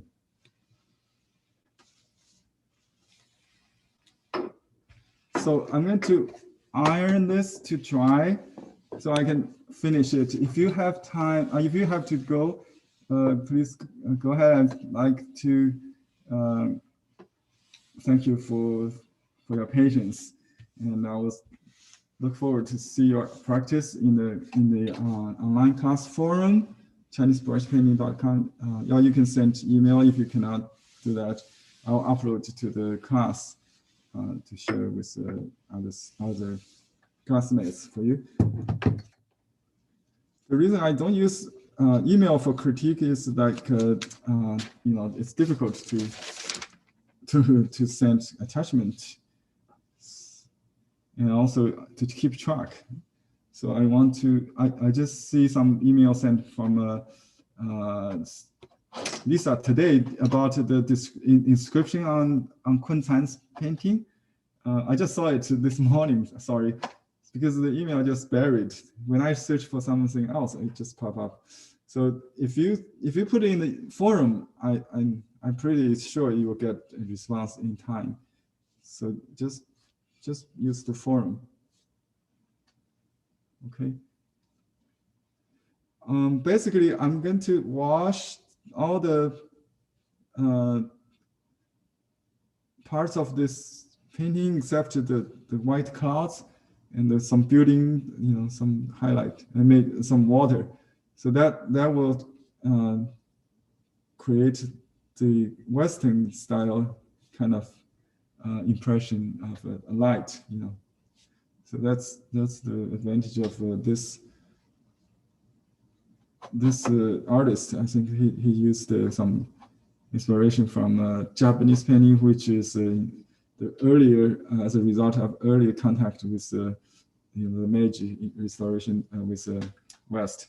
So we learned a lot from Japanese painters as well. The Western paintings at the same time, like Van Gogh and other impressionistic, also got inspiration from Japanese woodblock prints.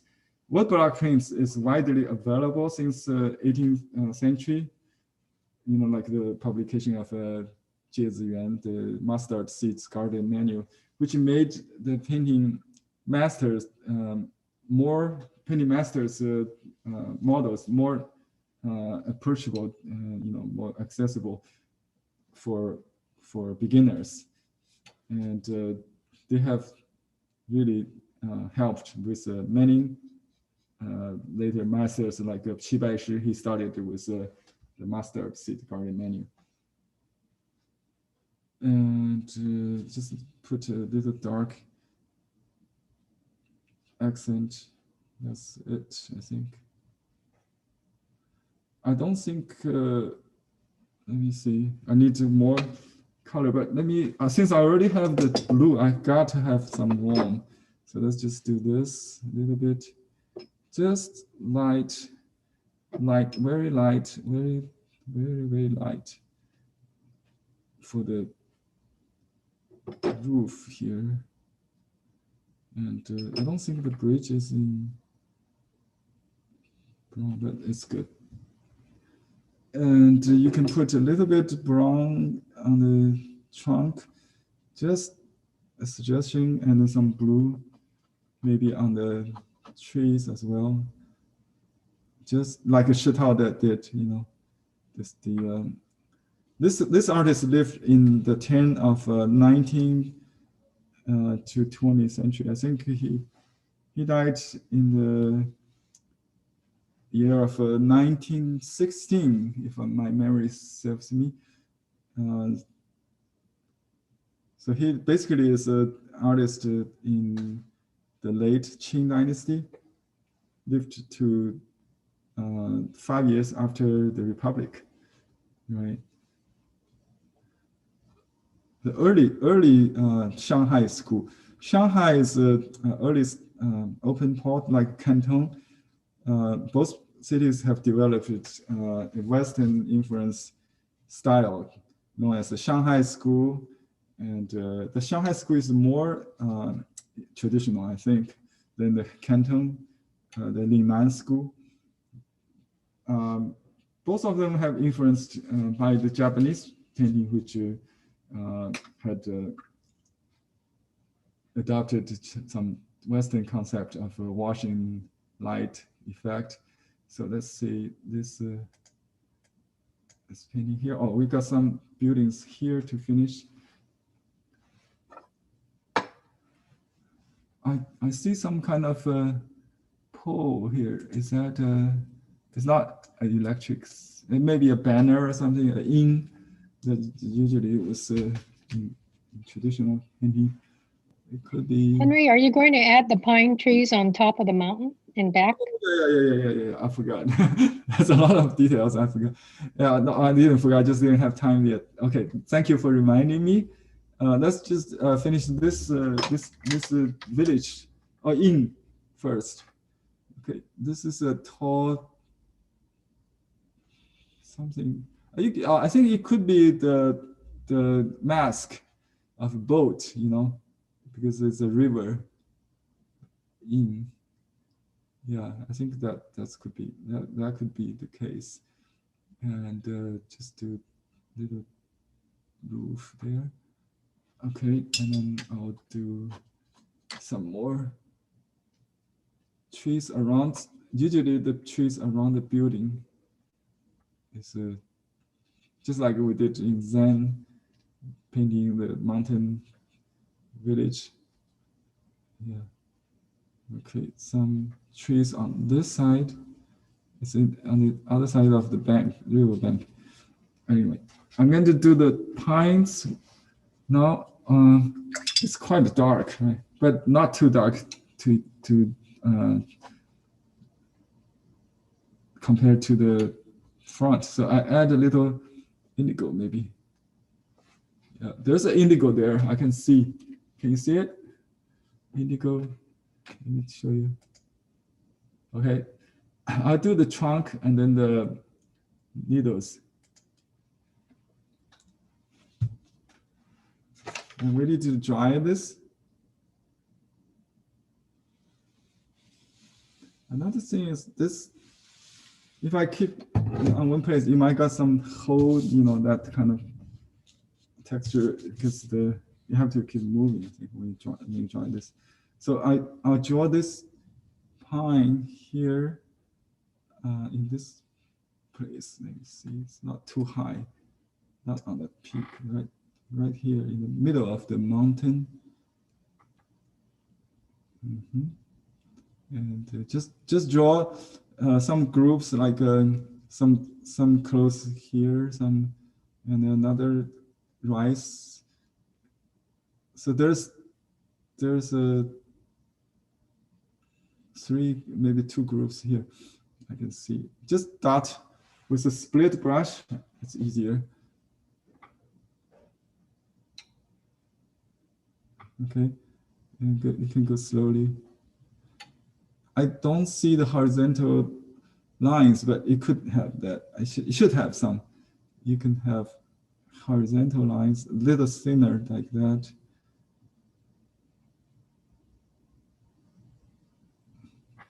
And then you do this. You can leave a little space between the horizontal line and the middle dots. Not under it. If you have the horizontal line, this should be above the horizontal like arms of the tree, not in the middle or under it.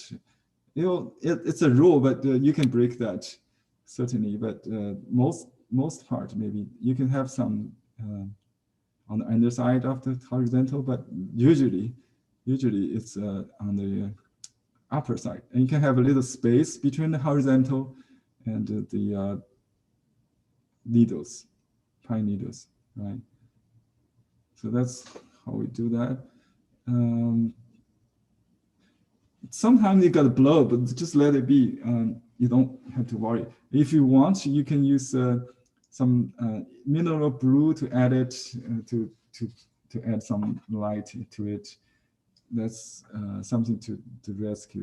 You can add some light back in, but don't worry too much about the blob, because in shithouse painting you always seeing those as one of the methods summarized by art critics of historians. Shithouse ink usage is mistake inks, mistake blobs. So that's part of his trademark. He just have some blobs to be shithouse. So don't worry about this. It's supposed to be raining landscape, so it could have some something like that. And if it's too dry, you have to create that kind of. You wish it will smear sometimes. Just let it. See, I try to make the smear effect here with this wet into wet a little bit on this corner, just to show you what I just did. Let me see. All right, because we already used the brown on this roof, I have to use brown on all roofs. So it's called color according to kinds. So same kind of object, you use the same color.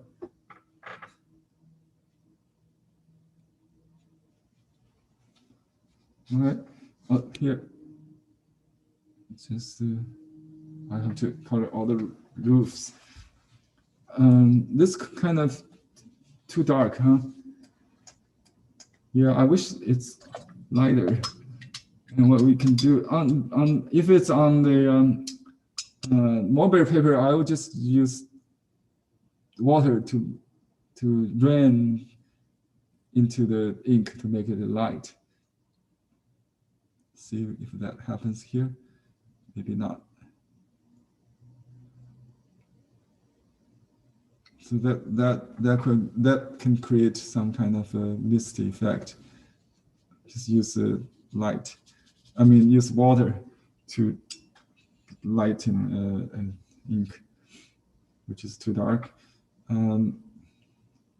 It's not working on this paper, on the rice paper. Mulberry paper could work. And let's see. Here we need to define a little. The river goes behind this tree, whatever, just a little bank and with some reeds to behind that. And the river actually is washed in gray, so I'm just filling that blank. Okay. Yeah, that's the problem is, you know, when you wet some area, it's always create a confusion. It looks like a something.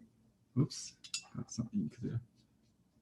Something dark. So also you may create a water poor puddle line. So then you have to wash the whole area until you reach some edge. You don't mind that happens. Okay, so let me see. Yeah, I see some shadow under the tree. That's probably needed to add. You can just add a little shadow there. And you can add with a little, you know, whenever I add it, I just use a different tone. I can use a little color, just a different, you know, every time I accumulate a layer, I just use some variation. So that creates some combined effect. Instead of just repeat what you had before, you can use a different tone, different color, different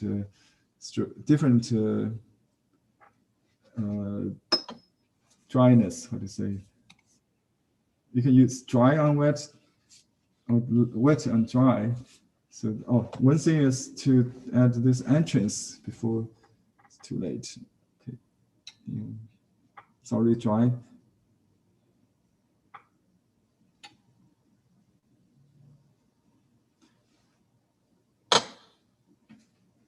It might be too dark. I think on the original it's kind of blurry.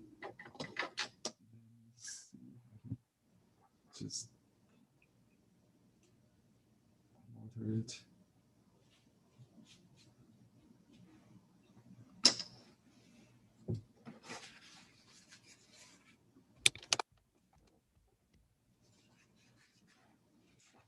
I'll just blur it so this is not too stiff. And I use a blotting paper to blot it. So that become lighter. See, a lot of artists like to use blotting, especially Prince Peru. Peru paints on very non-absorbent paper, and he probably paints with like medium dark always, and then when he wanted light, he just blot it. So he can paint with 4 strands of moisture instead of dry brush. So he got very clean strokes, but not so so wet, you know. So yeah, that's the. Oops, I got some stains on the back of this. Oh, that's too bad. So this is another incident you need to avoid, because sometimes you got some ink particles on this. So when that happens, you can just make it into birds, or UFOs. There's not much we can do.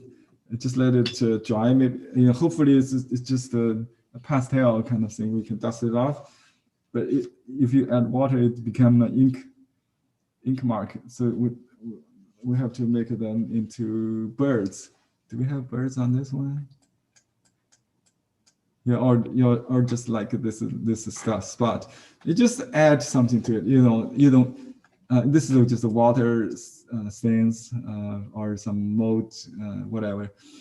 You just add something to stare at. to the painting. Either you don't worry about that much. It's, if someone appreciates the original painting, they always have this kind of thing. And you can easily remove this kind of mark with Photoshop, but you don't have to. Just avoid that kind of thing using a clean pad. Yeah, this is very common. Okay, so let me see if I can just mount it so you can see the finished painting. Okay, I add a little color to the people here as well.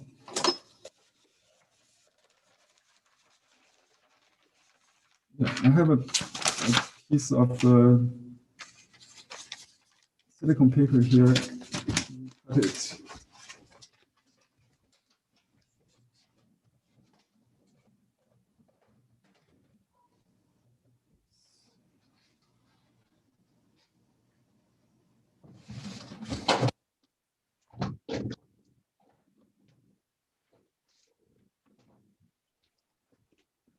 Okay, I just cut it into the size of the painting. Otherwise, it will stick on the pad. I might still do that here too. Okay. So roughly about the same size of this painting. Could be smaller or exact size, preferably. But if I do this on this side, it should be okay. If I iron on the back, it will be disastrous. It will stick on the felt. So because the paper is already wet, you probably don't have to be this wet. But if it's damp, that's okay. You don't need to spray water. You just iron it. So let me just put a piece of paper on top of it, and you can use a non-absorbent paper, like the release paper that comes with the silicone is the best. But I don't have it in hand. I just use whatever I got to prevent it from staining. It's fine. Because this paper is, this painting is not so big. So we don't have to spray water. I just iron it like that.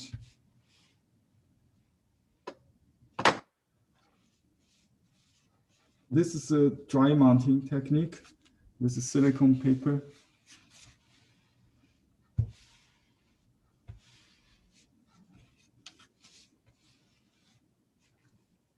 And Henry, what temperature do you have on your iron? That's a good question. It should be cotton or wool. Okay, thank you. It should be 180 Fahrenheit. And the higher temperature, you have to move faster. So I just use lower. I was just go lower. So you can go slower, and then you can increase temperature to the point where you can set it. So you can go very slowly. Very slowly. If it's too high, it will set it right away. It might create problems for you.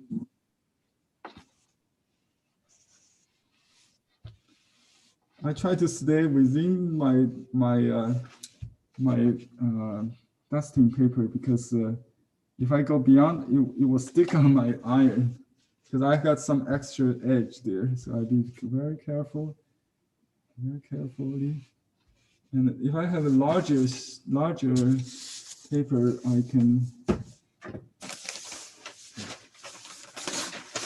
I should cover the entire surface of the silicone. So I can do this now, and it will stick on the top paper. So that's fine. I can tear it off. Okay. Let me zoom out.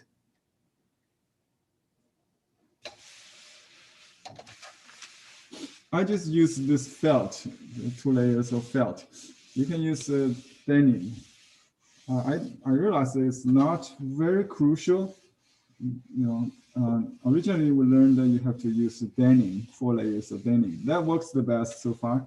But in my workshops, I always just use the felt I pin on to do this. But make sure the felt is not wet.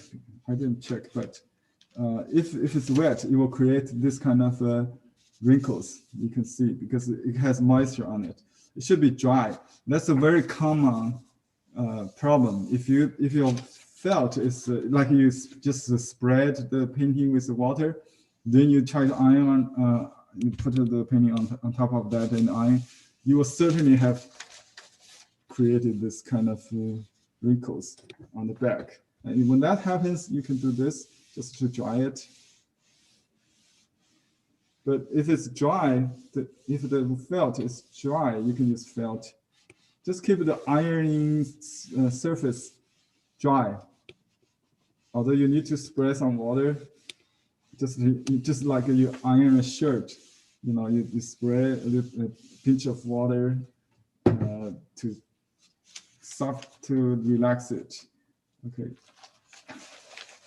You see, this is what happens. The extra margin stick on the protecting sheet. That's fine. We just stick on that. You have to just better. And this sheet cannot be used again because it will stick on other things when it's hot, right? You can just use this as a blotting paper, maybe, or something else, but not use as a protection sheets again, because it got glue on it. This sheet, like a glue on this, you cannot use it anymore. It will stick on your painting. I just use it as a blotting paper, maybe. Okay, now we have the mounted painting to show you. Unveil. Oh, okay. This piece also stick on the extra margin here. Clear it off, but it's outside of the painting, so just clear it off. You can use a knife if you want. Okay, I got some other tool hand. Just use this knife maybe to cut it off.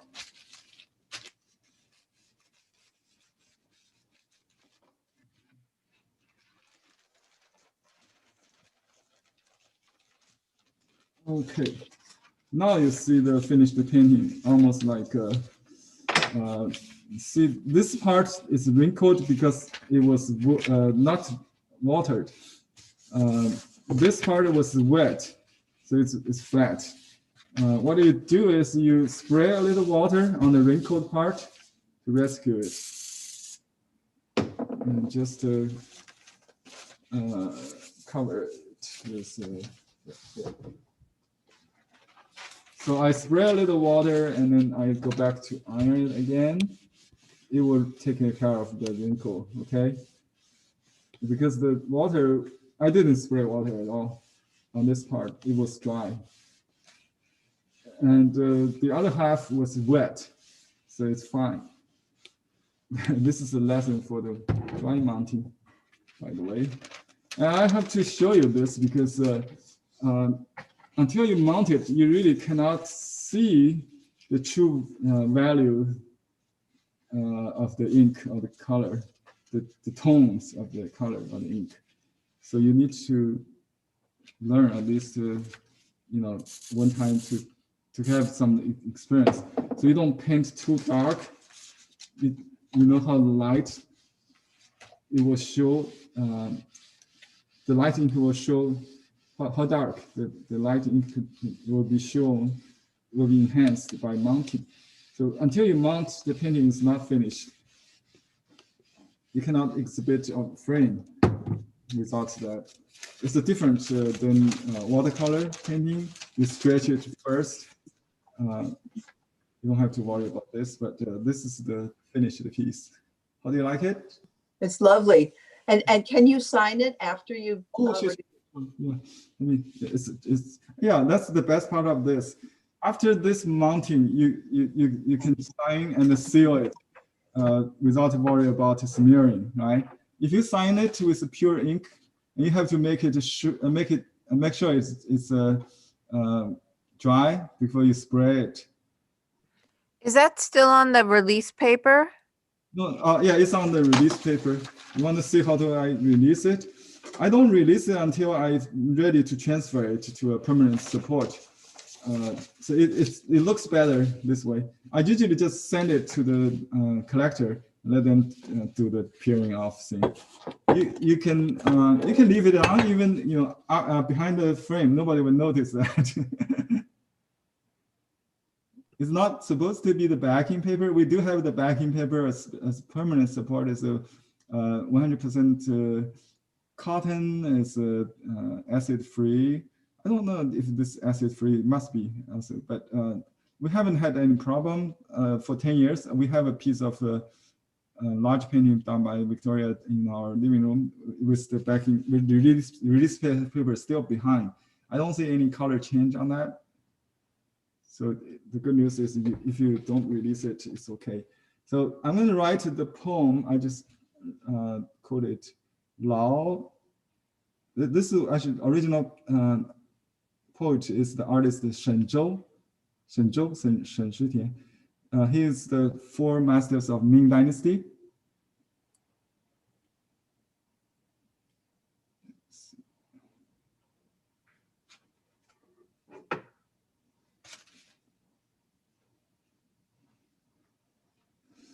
My brush is not so handy.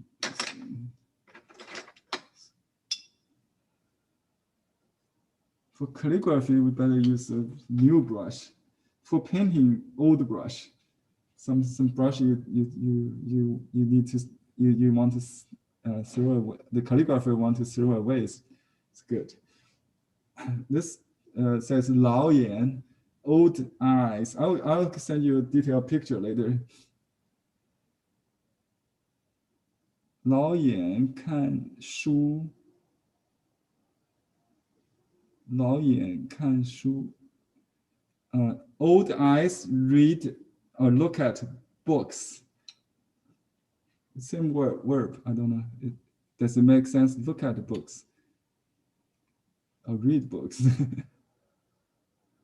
It's the same word. 全 all is fog. I just write the simplified form. Fog is very hard to write in traditional form. Okay, the next sentence is 模糊. Okay, 模糊. Is more the same radical here?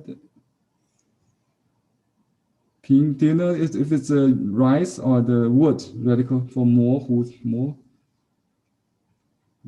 糊, I know 糊. It's a 米 radical. 喂，模糊的模还是木字旁啊？ Okay. 模 means model, right? Yeah. 糊 means paste.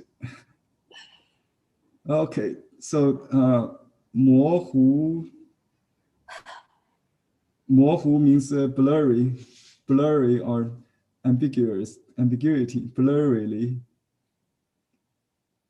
直写 we use the same verb for painting and writing. 写 means express or write. 写意 means to write ideas, idea writing. Yeah. 雨中山 means in the rain, mountains in the rain. Okay, 老眼看书全是雾.模糊只写雨中山 blurrily only write rain in the mountain. And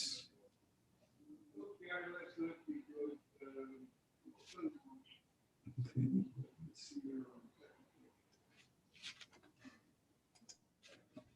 And the year of drought still. And this is the winter season. That's right. Winter. Okay, I easily overcome the stains of those little particles because this just covers everything. That's very easy. I'll use the seal to cover all this, So you don't need to really fight this accident. Just take advantage of it. And you could be, you could add something interesting. 老眼指. And I just write my forename about that. Okay. 辉. Li Xiaohui. That's my Chinese name. I seal. And I usually use a small seal for the landscape, so it doesn't really look out, change the proportion. You do see that sample we did last time. The monk only have one seal for all, maybe. So he used a giant, big, like 1 inch seal on this kind. This is like a 3/8. I can only fit in, you can only carve one character on this kind of stone. So it will be small. So, what's called 3/8 of an inch. 3/8 of an inch. This is the size of this stone. Okay. And that completes the whole painting. It's lovely, Henry. Yeah. Thank you. Yeah, I should have the paper. Wait. Okay, so I'm going to take a picture for you guys. So you'll have a high resolution copy. That's your reference.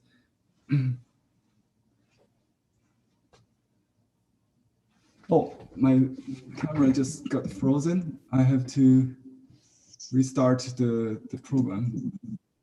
Any other questions before we log out? Yes, which wrist brush? Is it the 1, 2, or the 3? Oh, this is the one. You can use I think 1 or 2 is about the same because the handle is the same. Let me show you. I think it might be a little bit different in size. I think that the size could be a little smaller, number 2, but it looks the same, right? Number 3 has a little different.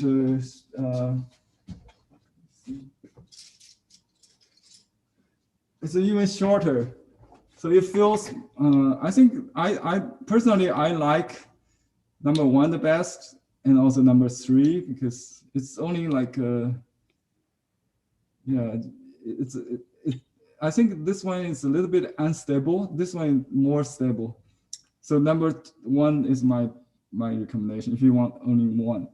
The difference is the handle and also the bristle. This one is the stiffest. This one is a combination of these two also a combination. This is softer. This one is a hog and this goat. So it's very stiff, very stiff. I've been using it to all my painting classes, like the watercolor brush, watercolor painting class. Yesterday, I did the landscape in Yosemite. Check out that. I used this one brush.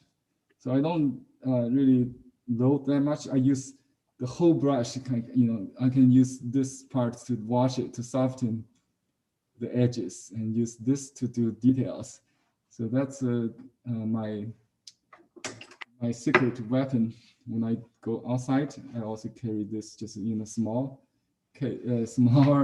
cosmetic case, you know. I like this painting as a result. Thank you for your time. And I have to let you go. It's been over time. So I will see you next week.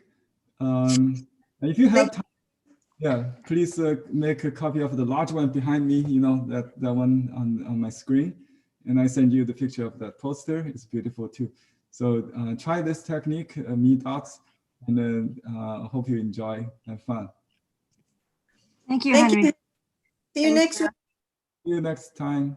I don't know not yet which one to do, but I'll send you material logging to check the information 2 days before the class. Certainly, I will release everything there. Okay. All right. Bye-bye. Thank you. See you next week. Bye-bye. Bye. Bye.